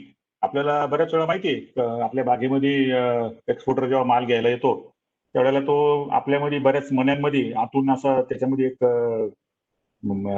तपकिरी रंगाचा अशी छटा आलेली असते, ती त्या मण्याच्या सालीच्या आत असते आणि त्याच्यावर आपले मोठ्या प्रमाणात आपलं रिजेक्शन वाढतं.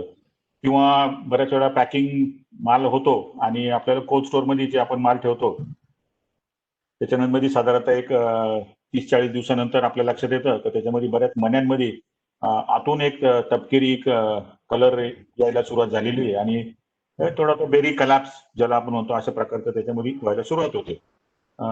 एक एक्सपोर्ट मधली आणि लोकलच्या सुद्धा कोल्ड स्टोरेजच्या मालांमधली एक मोठी समस्या आहे ती आणि तिला अजून काही आपल्याकडे उत्तर नाहीये, तर तो प्रश्न आपण त्यांच्या पुढे ठेवलेला आहे. Drago, you got a message on your WhatsApp. Yes. Regarding the internal browning. Yeah. Someone from Shetan? Yeah. Yeah. Exactly.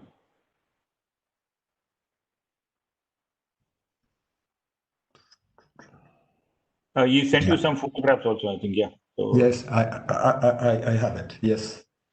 Okay. How do you relate this with nutrition? Is it related to nutrition or no? Yeah. Okay. Could be. Okay. Because it will depend if the problems is nutrition. Okay. Okay. The first thing that I can see in these photos is the berry. It's a very long berry. Yes. And if you see the vascular aces, I mean the veins that they have from the rachis are very short. Okay. Okay. If you can see in the photos, if you see the area where the stem is, you have the vascular aces, okay, the veins, just to call it in a popular name, the veins who are going to give the nutrition of all the berry is very short. Yes. And then you will see some at the end of the berry, there is no vascular aces, okay? Okay. There's no vascular veins.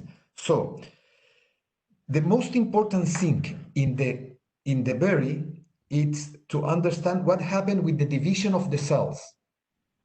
When you have just bloom time or finish the bloom time, when they're very, very small, I mean between 1 millimeter to 4 millimeters or just to 5 millimeters, the division of the cells, it's called periclinal, okay?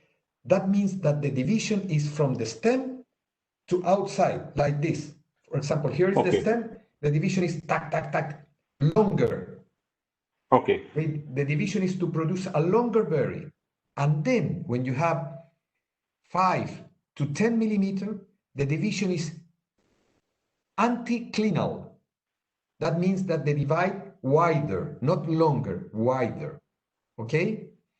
If your application of gibberellic acid in big amount is too much early, I mean 2 to 3 millimeters, you will obtain a very long berry, but a wide berry, if you don't repeat your application. But normally in Thompson's, you make 2 or 3, sometimes 4 applications. The first one to get very long and then very wide. Okay. That means that maybe in these photos that I have here, the first application was very early, and you get a very long berry, but the vascular veins, okay, was not developed as good as we need. So the nutrition was just for the middle or maybe the first centimeters of the berry, and then you don't have nutrition because you have a very long berry. The problem starts because my nutrition is not okay, or my problem starts because I produce a not uniform berry, not a normal berry, very long, with not good irrigation, with not good, very good veins to go inside at the end of the berry. Maybe could be nutrition, because the berry is not a very good, they don't have a very good nutrition because they don't have the veins to go inside. So the problem is nutrition, of course, nitrogen, phosphorus, everything. Yes, but the problem is not the nutrition. The problem is because I cannot go through the end of the berry. Okay. So you have to be very careful about how early and how amount of gibberellic acid you apply very early at the bloom time or at the end of the bloom time to produce, okay, a big berry, a long berry, but a very good nutrition in this berry. So the problem is nutrition? Yes, of course it is, but not because of how amount of which fertilizer you apply. It's because the berry is not normal. They don't have the veins. It's like if I'm grow 20 centimeters more, I don't have vein, I will get a necrosis in my top. Do you understand what I mean? Yes. Okay. त्यांनी आता जो sorry, Arun. And also it's very important how over mature is this berry. When you go to 20, 22 solid bricks, TSS, yeah. The berry normally it's decline, okay? And it's very important how mature it is the berry. Okay. आता याच्यामध्ये त्यांनी जे सांगितलंय की internal browning याच्याकरता एक महत्वाचा जो मुद्दा त्यांनी आपल्या पुढे ठेवलेला आहे. त्यांनी त्यांच्याकडे जी व्हॉट्सअपवर त्यांना फोटो पाठवले होते, ते फोटो म्हणजे आपल्या जी व्हरायटी जी आहे त्यांची फोटो त्यांना पाठवलेली होती, आणि ती फोटो बघून त्यांनी सांगितलं का आपण जे म्हणतो ना का हा न्यूट्रिशनचा प्रॉब्लेम आहे का, तर आहे पण आणि नाही पण. म्हणजे तिथे न्यूट्रिशन पोहोचलेलं नाहीये म्हणून तिथं प्रॉब्लेम क्रिएट झालेला आहे. म्हणजे तुम्ही काहीतरी कमी दिलं किंवा काहीतरी जास्त दिलं म्हणून प्रॉब्लेम क्रिएट झालेला आहे असा मुद्दा नाहीये. पण I can hear some barking. कोणाकडे? Hello. Yes. There's a lot of disturbance.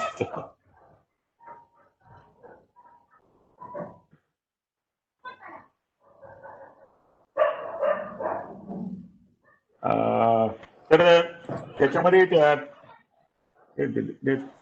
कोणीतरी कुत्र भुंकतंय, म्हणजे कोणाचं माहित नाही. खूप आवाज येतोय त्याचा.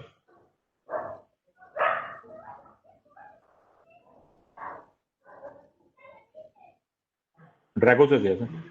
Yes, I'm here. Is your dog barking or something? I don't know. I don't know.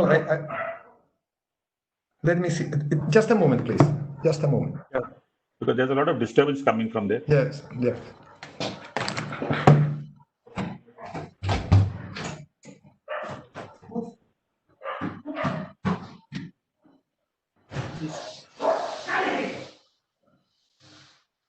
म्हटलं सांगितलं ना. तर आपण त्यांनी जे सांगितलं त्याच्यावर 2 मिनिटात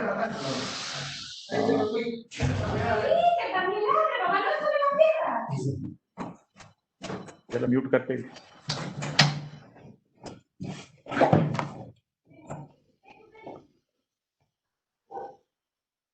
Okay. Okay, I'm here. Yes. Thank you. तर त्याच्यामध्ये त्यांनी जे आपल्याला जे सांगितलं तर त्याच्यामध्ये प्रॉब्लेम्स कशा पद्धतीचे, तर मनी जे फोटो त्यांना पाठवले होते ते फोटोमध्ये मनींची लांबी थोडी जरा जास्त होती. आणि तर असं लक्षात आलं तर त्या जो आपण अटॅचमेंट होतो जिथे आपण देठाला मनी चिटकलेला असतो तिथून आतमध्ये जो त्याला आपण ब्रश म्हणतो, आपण त्याला ब्रश म्हणून संबोधतो. तो ब्रश ज्या लांबीचा पाहिजे होता आणि जेवढा मोठा आणि ताकदवान पाहिजे होता तेवढा त्या मण्यांमध्ये तो दिसत नाही. त्याच्यामुळं त्यांचं म्हणणं असं आहे का त्याच्यामध्ये जी आपली ज्यावेळेस मनी तयार होतो साधारणतः 1 ते 4 mm दरम्यान ज्यावेळेस सेटिंग नंतर त्याची साईज असते त्यावेळेला त्या देठाकडनं मण्यांची जी वाढ होत असते आणि त्यावेळेला जर आपलं जिब्रेलिकचं ऍप्लिकेशन हे थोडंसं जर लवकर झालं आणि किंवा थोड्या जास्त प्रमाणात जर ते दिलं गेलं तर त्यावेळेला निश्चितच मण्याची लांबी आपल्याला जास्त मिळते. पण त्यावेळेला जो ब्रश जो तयार होत असतो त्या मण्यांमध्ये तो ब्रश पाहिजे त्या स्पीडनी किंवा पाहिजे तेवढा मोठा तयार होत नाही. आणि पर्यायाने त्या मण्याच्या शेवटापर्यंत म्हणजे त्याची लांबी समजा जर आपण असं गृहीत धरलं की ती साधारणतः 1 इंच त्याची लांबी आहे आणि त्या लांबीमध्ये साधारणतः अर्धा इंचाच्या पुढे त्याचा ब्रश पोचत नाही. आणि ब्रश पोचत नाही त्याच्यामुळं तिथे जे अन्नद्रव्य त्या मण्यामध्ये जे जातं ते त्या मण्यामध्ये शेवटच्या टोकापर्यंत पोचत नाही. 4 mm ची ज्यावेळेस मणी तयार होतो त्याच्या पुढे त्या मण्यामध्ये जे 5 ते 10 mm दरम्यान तो मणी जो आहे तो आडवा फुगायला सुरुवात होत असते. आणि ज्यावेळेला तो आडवा फुगायची त्याची प्रक्रिया चालू असते त्यावेळेला जर त्याचा ब्रश जर त्याच्या शेवटापर्यंत जर पोचलेला जर नसेल किंवा ब्रश त्या मण्यामधला जर आखूड असेल तर अशा परिस्थितीमध्ये ते अन्नद्रव्य जे त्या मण्यामध्ये ज्या प्रमाणात पोचायला पाहिजे आणि जिथपर्यंत पोचायला पाहिजे तिथपर्यंत ते पोचत नाही. आणि त्याच्यामुळे मग पुढे जाऊन या अशा पद्धतीचं अन्नद्रव्याची कमतरता भासून बऱ्याच वेळा तो मनी सुद्धा जो आहे त्याच्यामध्ये ब्राउनिंग येऊ शकतं. हे एक कारण झालं. दुसरं कारण ज्यांनी जे सांगितलेलं आहे तर कदाचित त्या जे मनी असतील त्या मण्यांचं जे ब्रिक्स हे जर जास्त असेल ओव्हर मच्युअर म्हणजे साधारणतः 20-22च्या पुढे जर त्याचं ब्रिक्स जर गेलेलं असेल तर अशा वेळेला सुद्धा त्याच्यामध्ये एक प्रकारचं डिक्लाइन चालू होतं ओव्हर मच्युअर म्हणून ज्याला आपण म्हणतो. आणि अशा केसेसमध्ये सुद्धा हे ब्राउनिंगचं जे प्रमाण जे आहे ते आपल्याला बघायला मिळतं. तर याच्यामधून आपल्याला एवढंच घ्यायचंय का आपला बाग जो आहे तो हुरड्यावर खोडला गेला पाहिजे. साधारणतः 18 ते 20 ब्रिक्स 20च्या पुढं आपण जायला नाही पाहिजे. आणि दुसरा विषय की जो 4 mm चा आपल्याला जिब्रेलिकचा जो स्प्रे सांगितलेला आहे तो शक्यतो तो 4 mm लाच गेला पाहिजे. तो आपल्याकडं बऱ्याच वेळा लक्षात नाही येत किंवा आपण प्रयोग करतो आणि तो सेटिंग 4 mm च्या आधी जर तो जाणार असेल तर अशा परिस्थितीमध्ये जिब्रेलिक तिथे जाऊन पेशी विभाजन मोठ्या प्रमाणात होतं, पेशी लांबतात आणि जो ब्रश जो डेव्हलप व्हायला पाहिजे तो डेव्हलप होत नाही आणि ब्रश न डेव्हलप झाल्यामुळं पुढे जाऊन या अशा पद्धतीच्या ब्राउनिंगच्या ज्या समस्या आहेत त्या आपल्याला बघायला मिळतात. I think we're done with this question now. There's another question, Drago. I'll first give it in the local language and I'll get it to you. त्यांना आपण आता असा प्रश्न विचारे, न्यूट्रिशन, रोग आणि कीड ह्या तिन्हींचा एकमेकाशी अर्थार्थी संबंध आहे का, आणि असेल तर तो कसा, असा प्रश्न आहे. Drago, the question is, how is nutrition responsible for disease and pest in grapes? Or can you relate nutrition, disease and pest? Okay, disease and pest is buyer problem. It's not nutrition. The first thing. Okay. No. Okay, it's very. There is a relation. It's a direct, not direct relation, because when you have a very vigorous tree, a very vigorous vineyard with big leaves, and you have a big amount of canopy in the vineyards, you have no, you cannot, the air cannot circulate between the inside of the vine or between or through the branches. So ventilation, the move of the air inside of the branch is better than Teldor. It's the best fungicide that you can have. Okay, so when you have a very ventilate, a very loose branches, okay, regarding to have the weight that you need for your production, but very ventilate, very loose branches is the best fungicide that you can have. Why? Because the natural wax that the berry produce is the best fungicide you can have. If you have very tight branches and the berries go like this, you will not have wax, and then there will be no fungicide, chemical fungicide, that can get the 100% of the solution. You have to work with a integrate management of the disease. So you need to ventilate, you need to have a very loose bunch, you need to have a natural wax in your fruit, not in grapes, in stone fruits, in apples, in pears, in everything. The natural wax is the best fungicide that you can have. So when you have a very strong nutrition with a lot of nitrogen, and you have a disequilibrated plant, you have an even plant with big leaves, with no ventilation, with no air inside of the vine, not air inside of the branches, you will have a very big problem.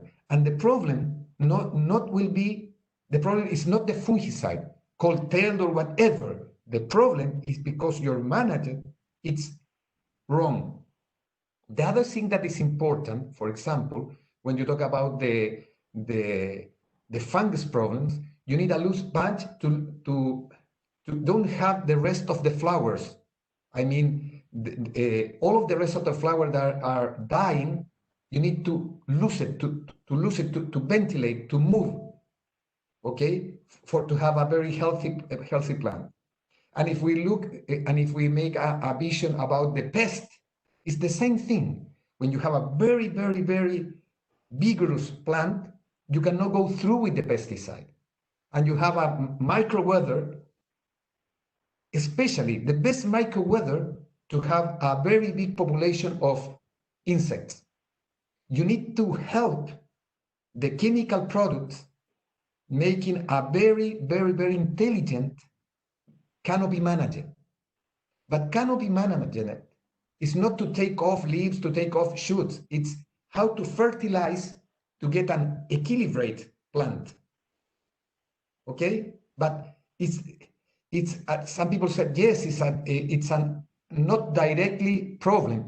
For me, it's a directly problem. Your fungicide, it's in your hands. The first fungicide, how the plant can defend of pest and disease. And that is, you have to need a very healthy fruit with a lot of ventilate, very loose fruit. You need air, you need inside of the plant air. And also, you need a plant, when you decide to apply some fungicide or some insecticide, to go to target on what do you want. If you apply and your target is the bunch and the leaves are in the front because it's very vigorous, you will have a problem. आता जो प्रश्न आपण त्यांना विचारला होता, जे आपण nutrition देतो किंवा जे आपण खत देतो त्याचा आणि रोगाचा आणि किडीचा काही अर्थार्थी संबंध आहे का? तर त्यांनी सांगितलं त्याच्यामध्ये संबंध, असा डायरेक्ट संबंध आहे आणि नाही, अशा दोन्ही गोष्टी त्याच्यामध्ये. म्हणजे ज्यावेळेस आपण विगरसली न्यूट्रिशन देतो आणि हाय न्यूट्रिशन, स्ट्रॉंग न्यूट्रिशन आपण ज्यावेळेस फॉलो करतो, तर अशा परिस्थितीमध्ये आपल्या त्या वेलीची जी वाढ आहे ती तेवढ्याच मोठ्या जोमाने त्यावेळेस ती होत असते. पण ही जोमाने जी वाढ आपण अपेक्षित ठेवतो किंवा जिचा उद्देश आपल्या समोर असतो, तिचा उद्देश उत्पादन जास्तीत जास्त चांगल्यात चांगलं उत्पादन घेणं हा त्याच्यामधला उद्देश असतो, म्हणून आपण त्याला ती खतं देत असतो. पण त्याचबरोबर ज्याला आपण कॅनोपी मॅनेजमेंट म्हणतो, ज्याला आपण नियोजन म्हणतो, हे अत्यंत महत्वाचं आहे. म्हणजे ज्या वेळेला आपण असं मोठ्या प्रमाणात खताचा पुरवठा करतो त्यावेळेला आपल्याला वाढ मोठ्या प्रमाणात त्या बागेमध्ये किंवा त्या वेलीची दिसते. आणि ती वाढ जी आहे ती योग्य पद्धतीने जर आपण नियंत्रित जर केली आणि आपली कॅनोपीमध्ये जास्तीत जास्त हवा खेळती कशी राहील ह्या गोष्टींकडे जर आपण लक्ष जर दिलं, आपलं ज्या फुटी आहेत त्या व्यवस्थित जर ट्रेन केलेल्या असतील आणि आपले जे घड जे आहे ते जास्तीत जास्त मोकळे कसे राहतील त्याच्याकडे आपण बघितलं पाहिजे. म्हणजे त्यांच्या म्हणण्याप्रमाणे जर द्राक्षामध्ये सगळ्यात चांगलं जर बुरशीनाशक जर कोणतं असेल तर ते म्हणजे खेळती हवा. तुमच्या बागेमध्ये जेवढी हवा खेळती असेल तेवढं तुमच्याकडे रोगाचं प्रमाण हे कमी राहणार आहे. तुमचा घड हा जेवढा लुसलुशीत असणारे, जेवढं त्याच्यामध्ये मण्यांची संख्या मर्यादित ठेवून आपण जेवढा मोकळा घड आपण ठेवू तेवढं त्याच्यामध्ये बुरशींचं जे प्रमाण आहे किंवा जे आपण दांड्यावरची जी भुरी वगैरे जी बघतो याच्यामध्ये हे जे प्रॉब्लेम्स आहेत ते आपल्याला येणार नाही. खूप जर कॉम्पॅक्ट जर बंच असेल, जर खूप टाईट बंच असला तर त्या बंचवर आपल्याला माहिती आहे त्याच्यावर एक प्रकारचं जे मेन असतं किंवा जो वॅक्स आपण म्हणतो किंवा जो ब्लूम ज्याला आपण म्हणतो, जे शायनी मिल्की व्हाईट जे कोटिंग असतं, हे कोटिंग जे आहे ते हे ज्या लूज बंचेस जे असतात, बंचेस मोकळे असतात, त्या बंचेसच्याच मण्यांवर आपल्याला ते बघायला मिळतं. आणि हे निसर्गाने दिलेलं त्याला एक कवच असतं आणि ते जास्तीत जास्त तुम्ही ज्याच्या पद्धतीने तुमचं घड मॅनेज करतात, तुमची कॅनोपी मॅनेज करतात त्याच्यावर हे सगळ्या गोष्टी अवलंबून असतात. आणि त्याच्यामुळे तिथे व्यवस्थितपणे 1 किंवा 2 स्प्रेज जरी आपण बुरशीनाशकांचे दिले तर त्याचं कव्हरेज आपल्याला चांगलं मिळतं. ते शेवटपर्यंत जिथे आपल्याला पोहोचायला पाहिजे तिथपर्यंत ते पोहोचतं आणि त्याच्यामुळं मग त्या बागेमध्ये रोगराई जी आहे ती कमी दिसते. तसंच जे आहे किडकांच्या बाबतीत सुद्धा तेच आहे. त्यांचं म्हणणं आहे का जसं जर तुमची कॅनोपी जर खूप दाट जर झाली आणि त्या कॅनोपीमध्ये जर एक प्रकारची सावली तयार झाली, तिथं असं कोंडत वातावरण जर तयार झालं तर तिथं खूप कीड जी आहे ते तिथं मोठ्या प्रमाणात फोफावतं. त्याला मायक्रो क्लायमेट मिळतं, त्याला एक प्रकारचं तिथं एक चांगलं असं वातावरण मिळतं.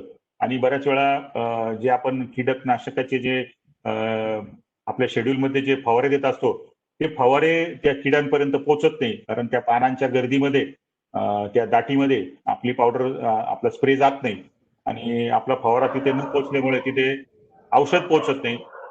आणि औषध नाही पोहोचलं तर मग तिथे कीड वाढतं आणि मग आपण काहीतरी दोष देतो का बाबा तिथे खूप नत्र वापरलं गेलं, तिथे खूप मोठ्या प्रमाणात खतं टाकली गेली म्हणून या बागेमध्ये कीड आलं. तर वास्तविक एक दृष्टीने ते बरोबर आहे, पण दुसऱ्या दृष्टीने ते चुकीचं पण आहे. कारण जर तुम्ही जर जास्त खतं देणार असाल तर त्याच्याच बरोबरीनं तुमची जबाबदारी पण वाढते का तुम्ही त्या पद्धतीने तुमचं बागेचं नियोजन सुद्धा तेवढंच काळजीने केलं पाहिजे. We'll go to the next question. Yeah, okay, Arun, it is very important when you have how do you say, when you have fungus problems at the harvest moment, the problem of this is maybe from vibration to harvest. When I can see in the vineyard the fungus problem, botrytis, the problem must happen between vibration and harvest.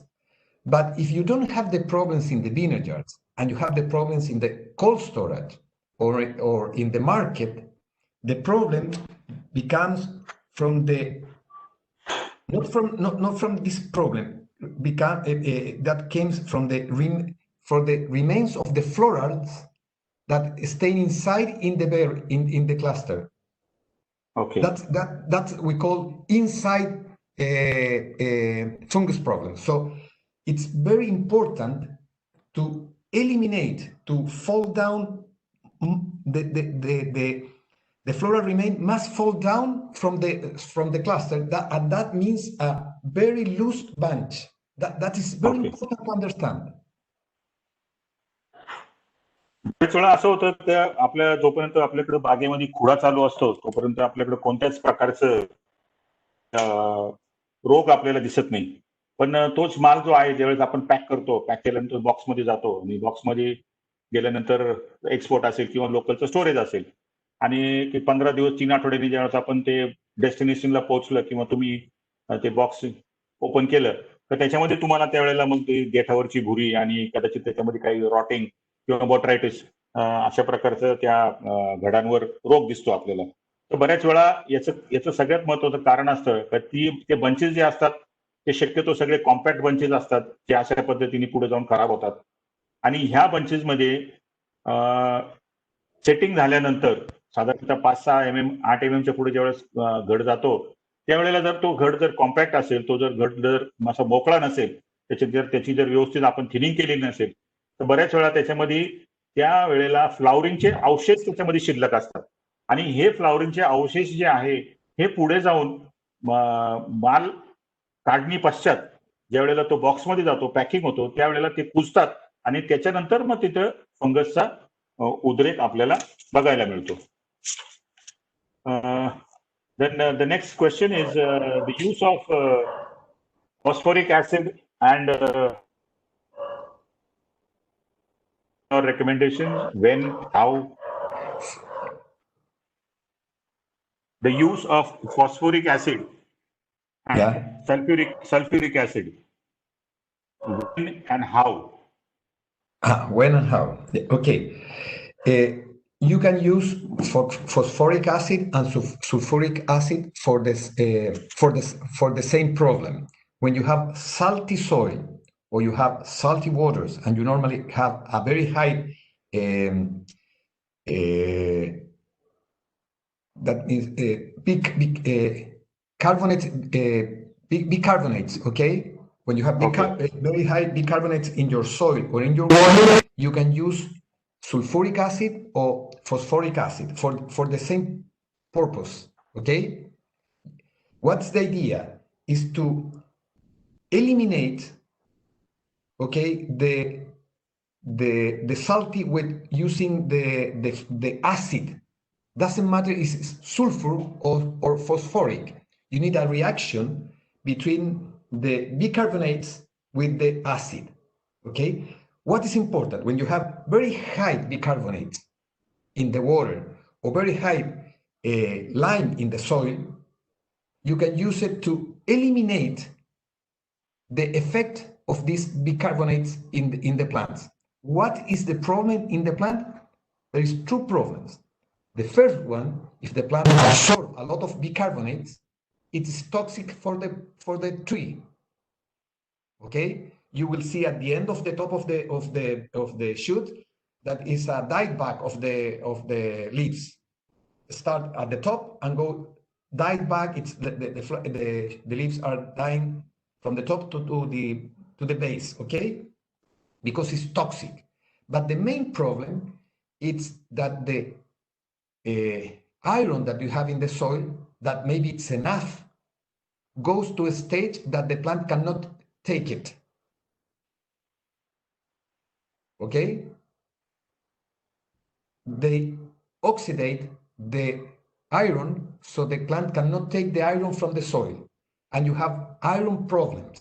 So you need to eliminate the highest amount of lime or the highest amount of bicarbonate in the water.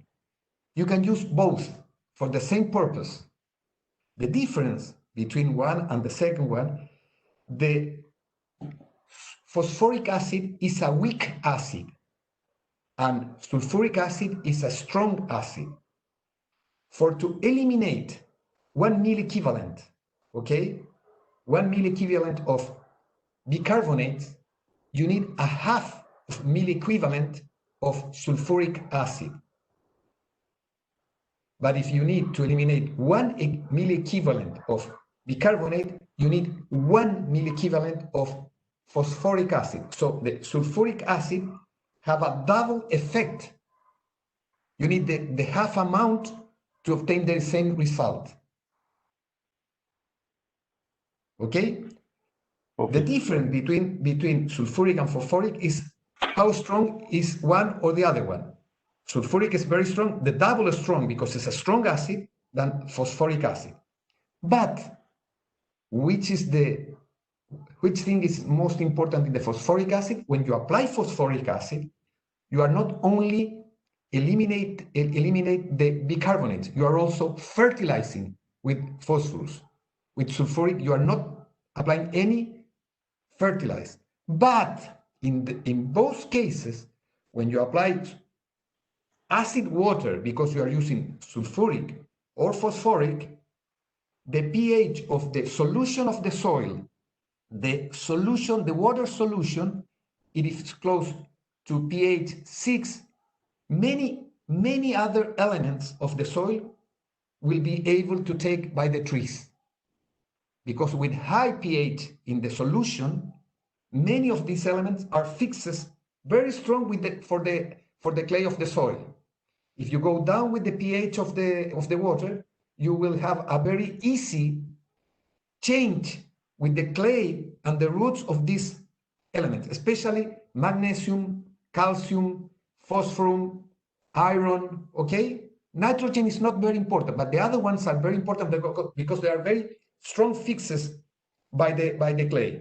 When you go down with the pH, for the root, it's easy to have an interchange with the clay and the organic matter. Why? Because we have to understand that the roots, when the roots start growing, the white hair of the roots, to take the nutrients for the soil, they produce citric acid, and they change very close to the roots the pH of the solution to have an interchange with the clays or the organic matter. So if you apply sulfuric or phosphoric acid and you get a chemical, to call it a chemical go down of the pH, for the tree, for the roots, will be easier to interchange with the clay and the organic matter. So you will have a better nutrition of all micro and micro elements of the soil. But the most important thing, when you ask me, I'm going to apply phosphoric or sulfuric, you are thinking of the pH of the water, you are thinking of the soil. If I apply phosphoric acid, I am thinking in this stage and to apply also phosphorus, okay? Okay. त्यांना जो प्रश्न आपण विचारला होता phosphoric आणि sulphuric ऍसिडच्या वापराबद्दलचा, त्याच्यामध्ये त्याचा वापर कधी, कसा आणि का, असा तो प्रश्न होता. तर त्याच्यामध्ये त्यांनी सांगितलं का ही दोन्ही ऍसिड जी आहे ही आपण मुबलक प्रमाणामध्ये द्राक्ष शेतीमध्ये आपण वापरू शकतो आणि त्यांच्याकडे ती वापरतात पण.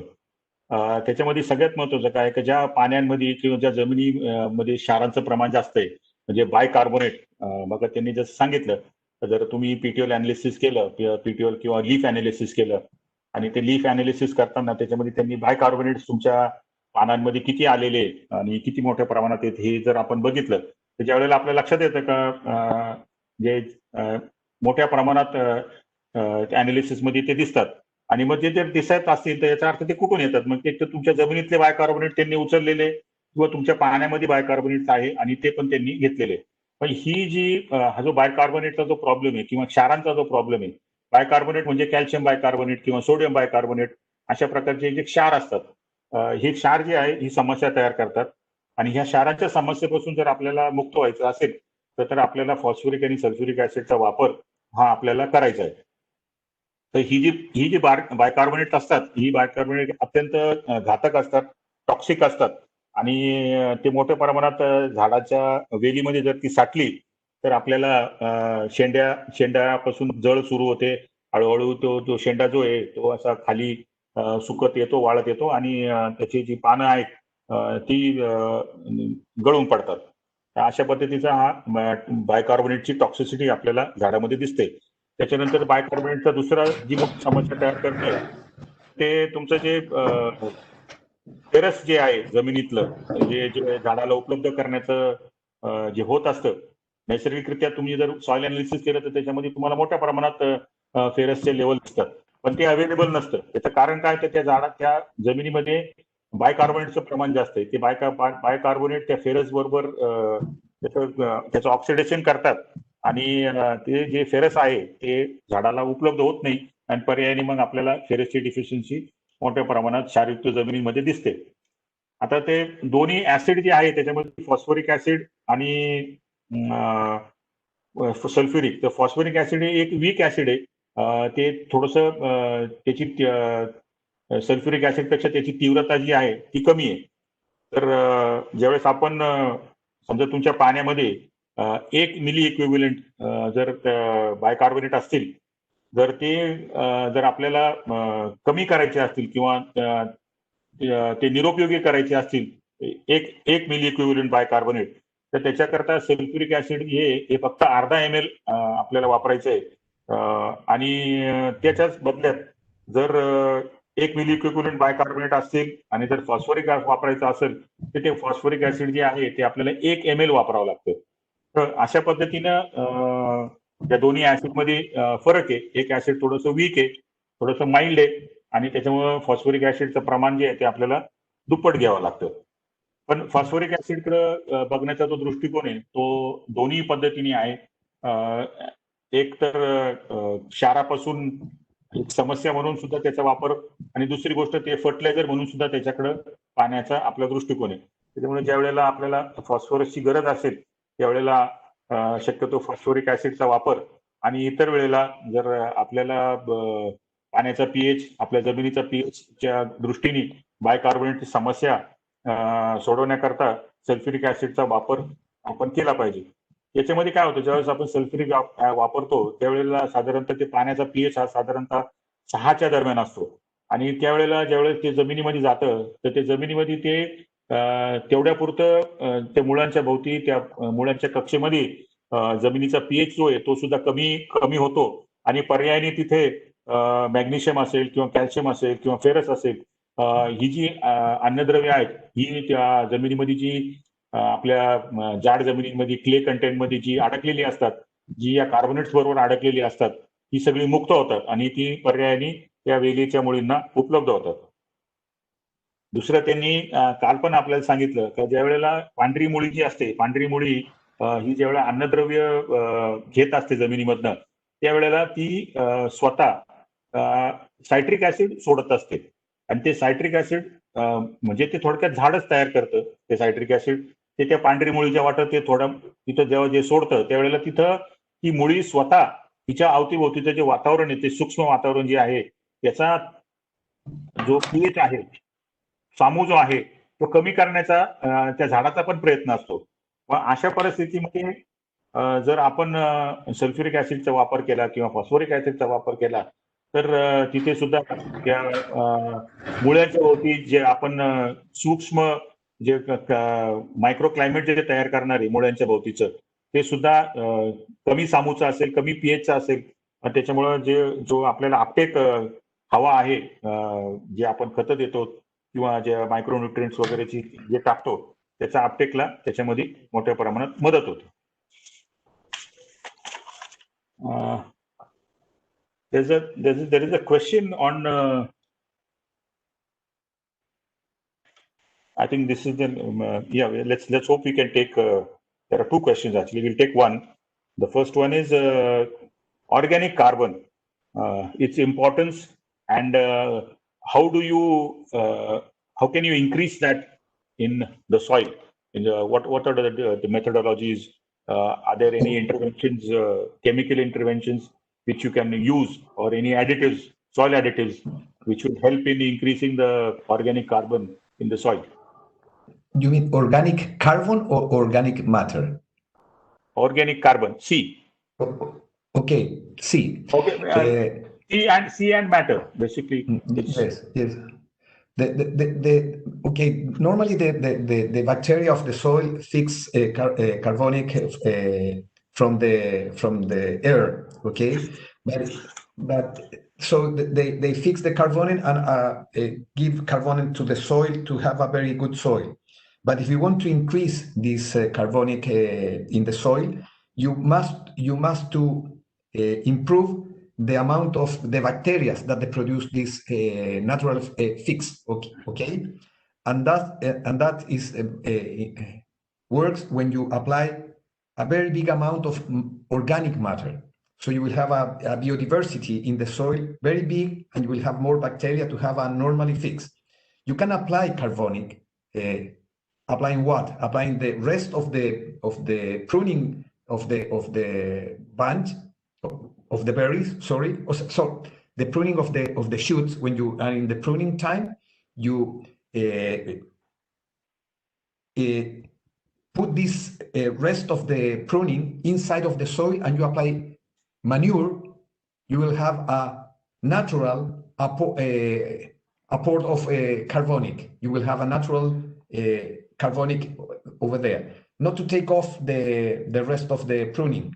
You have to cut in a very small pieces and then put it inside of the soil with machine, and then apply manure to have a biological decomposition of this matter, organic matter. So you will have more carbon.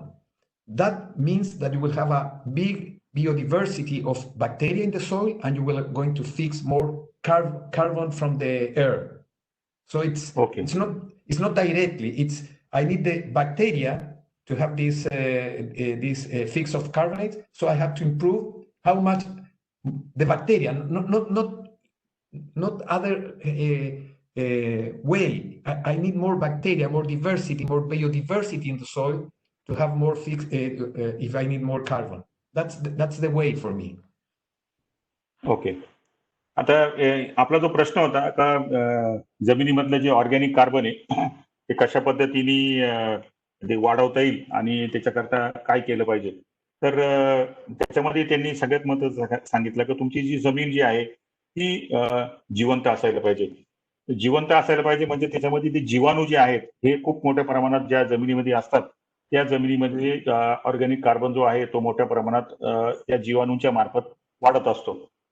आपल्या ज्या मातीमधला जो carbon आहे हा basically जो येतो ते ज्या वेळेला मोठ्या प्रमाणात जीवाणू आपल्या जमिनीमध्ये खेळत असतात किंवा त्यांचं कार्य करत असतात त्यावेळेला ते श्वास घेतात, ऑक्सिजन घेतात आणि त्याच्यानंतर ते जे कार्बन डायऑक्साईड त्यांच्या श्वासातून जे पडतं तेच बेसिकली कार्बन जो आहे तो जमिनीमध्ये लॉक होतो मोठ्या प्रमाणात आणि अशा पद्धतीने तो कार्बन जो आहे तो आपल्या जमिनीमध्ये वाढतो.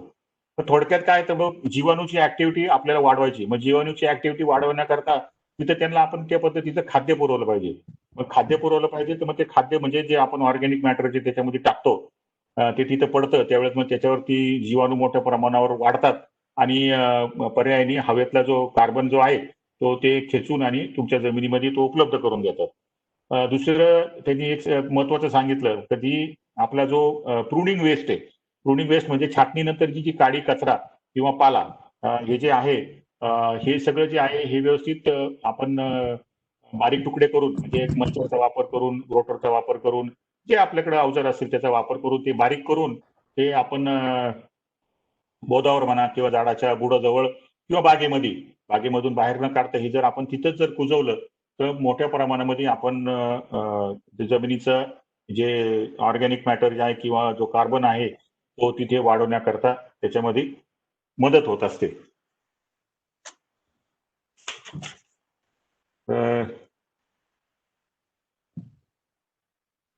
This is the organic carbon and calcium is now the next question. The use of calcium and which is the best form and how do we manage the nutrition of calcium in grapes, in table grapes specifically? What are when is it that you really apply? Okay. Here, that's okay. We talk about the foliar analysis. We talk about the visual analysis. We talk about the vigorous analysis. We talk about how healthy or how strong is my fruit or how weak is my fruit to decide how much nitrogen I have to apply or how much fertilizer I have to apply, any element. This is the distribution that the plant takes from the soil to use it for growth. Okay? If we go to calcium, from bud break to bloom time, we have to apply the. If I decide to apply, for example, 100 kilos of calcium per hectare, I have to apply 20 kilos from bud break to bloom, 40 kilos from fruit set to variation, variation to harvest 20 kilos, and post-harvest 20 kilos. Okay, that's it, the distribution. I don't know which type of fertilizer do you have in Chile, but normally we have calcium oxalates here in Chile that we use. It's very nice.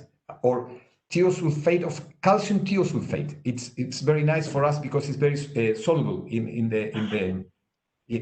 by the irrigation system, by the drip irrigation. Have a very big solubility, so it's nice for us. But the most important thing is to calculate how much I need. Okay, how much I need. And if you see at the end of the last row of this table of this slide of these slides, the last one said that if you are going to, your estimation is to produce 1 ton of only fruit per hectare. This is per hectare, not per acre, okay, per hectare. 1 ton of fruit take from the soil, the fruit, the trunk, the roots, the shoots, and the leaves. Take from the soil 4 kilos of pure nitrogen per hectare for every single ton. Okay? So if you estimate, your estimation is to produce 1 ton of fruit, you need 4 kilos of nitrogen to have a very good fruit. Pure nitrogen per hectare. 3.2 to 6 depend of the color of the variety. A color variety needs less than the white varieties. You need 1 to 1.4 kilos of phosphorus. You need 1.8 to 2.2 kilos of calcium, and you need 1.4 to 2 kilos of magnesium per hectare per ton of fruit. Okay?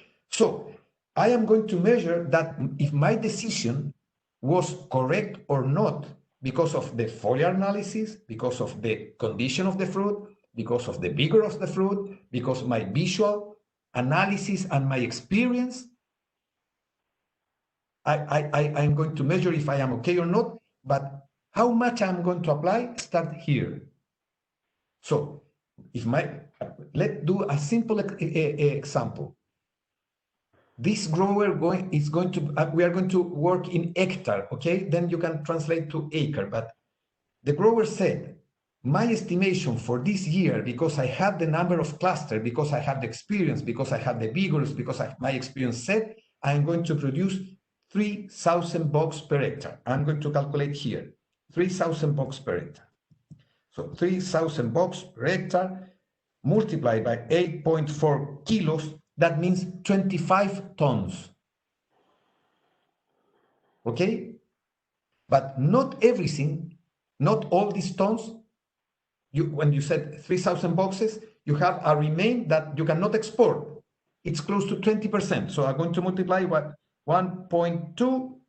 That means that I am going to produce all the bunches, with the small bunches, with the not exportable bunches, with everything, I'm going to produce 30 tons per hectare. So 30 tons per hectare multiplied by 4 said that I had to apply in this season 120 units of nitrogen, or that the same that 120 kilos of pure nitrogen per hectare to supply what the plant takes from the soil.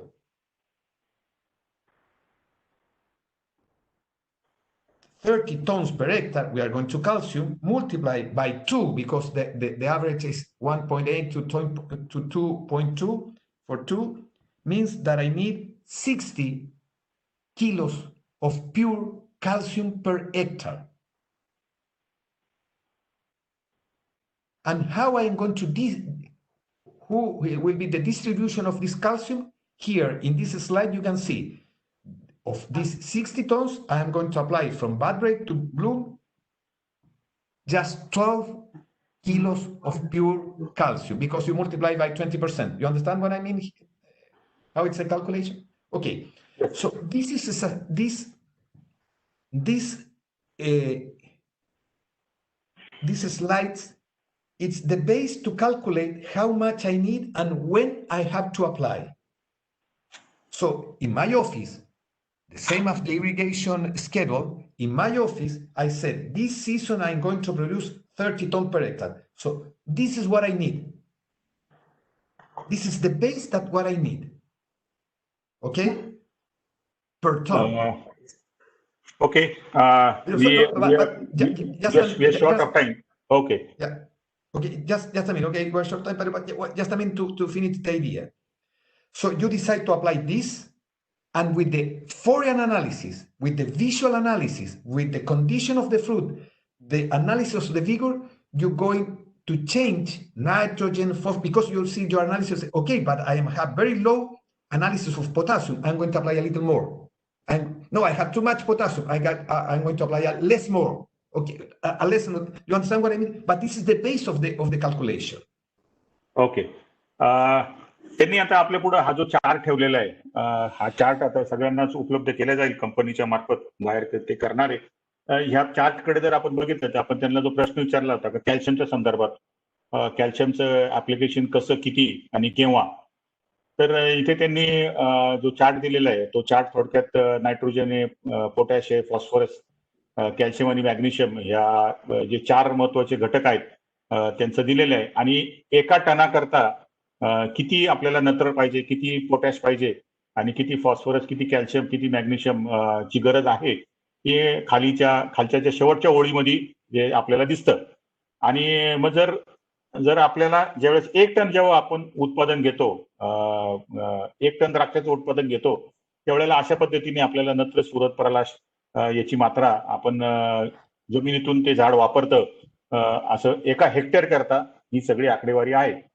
मग जर सर्वसाधारणपणे आपण एका एकराचं आपण 10 टनाचं उत्पादन गृहीत धरलं आणि मग एका हेक्टर मागे जर आपण त्याचा हिशोब केला तर आपण साधारणतः 25 टनापर्यंत जातो. पण आपल्याला माहिती आहे की ज्या वेळेला आपण 10 टन उत्पादन एक्सपोर्टचं घेतो त्याच्यावेळी साधारणतः एक 20% जे उत्पादन जे आहे ते मागे शिल्लक राहतं, त्याचे एक्सपोर्टर आपल्याकडनं घेत नाही किंवा ते थोडं रिजेक्शन मध्ये जातं. तर साधारणतः म्हणजे 10 टनाचा हिशोब केला त्याच्यात अधिक 20 टन ऍड केलं म्हणजे 12 टनचं उत्पादन आपण एकरी गृहीत धरतो सर्वसाधारणपणे ऍव्हरेज जे आपण धरतो त्याचं. आणि त्या अनुषंगाने जर आपण गणित जर काढलं तर मग एका हेक्टरचं उत्पादन जे आहे ते 30 टनापर्यंत जातं. आणि 30 टनापर्यंत उत्पादन जर केलं तर एका टनाला जर 4 किलो जर आपल्याला नत्र द्यायचंय तर त्यावेळेस जर 30 टनाचं उत्पादन घेणार असं आपण तर आपल्याला 120 युनिट नत्राचे आपल्याला दिले पाहिजे, प्युअर नायट्रोजनचे आपल्याला दिले पाहिजे असा त्याचा अर्थ होतो. त्याच पद्धतीने पोटॅश आहे, त्याच पद्धतीने फॉस्फरस आहे. आपण कॅल्शियमकडे जाऊ तर कॅल्शियमचा जर हिशोब जर केला तर साधारणतः 30 टनाकरता आपण त्याच्यामध्ये 1.8 आणि 2.2 असं ते त्यांनी रेंज दिलेली आहे. तर त्याचा मते आपण घेऊ साधारणतः 2. तो 2 घेतल्यानंतर 60 युनिट आपल्याला कॅल्शियमची द्यायची आहे. आणि मग ती 60 युनिट कॅल्शियमची कशी द्यायची आहे तर आता ही जी टक्केवारी दिलेली वरती 20-40-20-20-20 म्हणजे पहिल्या बड ब्रेक पासून म्हणजे साधारणतः बाग आपली फूट डोळ कापसल्यापासून तर साधारणतः फ्लावरिंग पर्यंत आपल्याला 20% कॅल्शियम द्यायचंय. म्हणजे 60 किलोच्या 20% म्हणजे आपल्याला 12 किलो द्यायचंय. त्याच्यानंतर सेटिंग झाल्यापासून तर साधारणतः पाणी फेरेपर्यंत आपल्याला 40% कॅल्शियमची जी गरज आहे ती आपल्याला त्या पिरियडमध्ये त्या स्टेजेसमध्ये आपल्याला भागवायची आहे. आणि ती 40% म्हणजे 6 चोक 24 म्हणजे 24 किलो.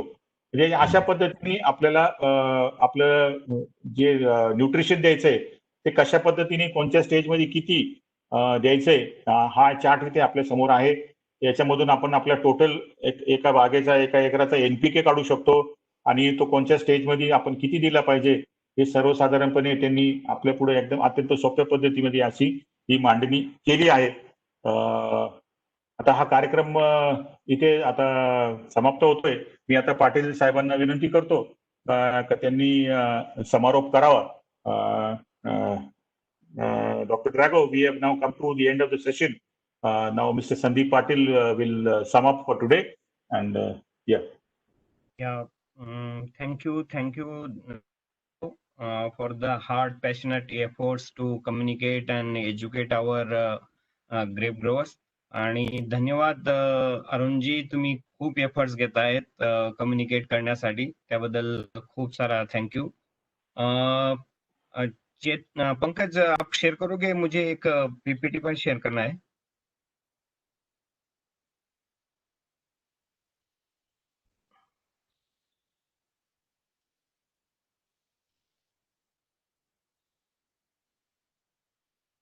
एक ही मिनिट.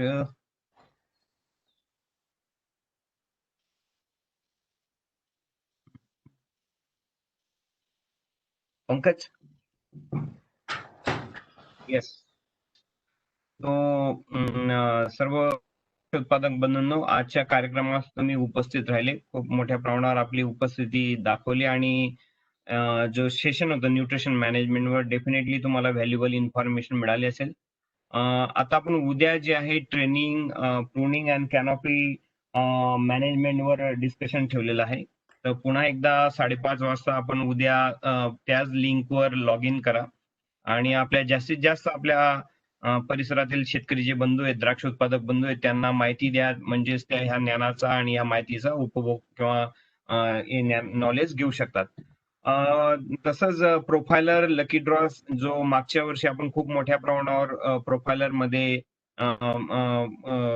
अवेअरनेस जो आहे, एज्युकेशन जो आहे वाढवण्यासाठी प्रोफायलरवर लकी ड्रॉ स्कीम आणली होती की ज्याच्यामुळे एक अट्रॅक्शन क्रिएट होऊन जास्तीत जास्त द्राक्ष उत्पादक बंधू याचा वापर करतील.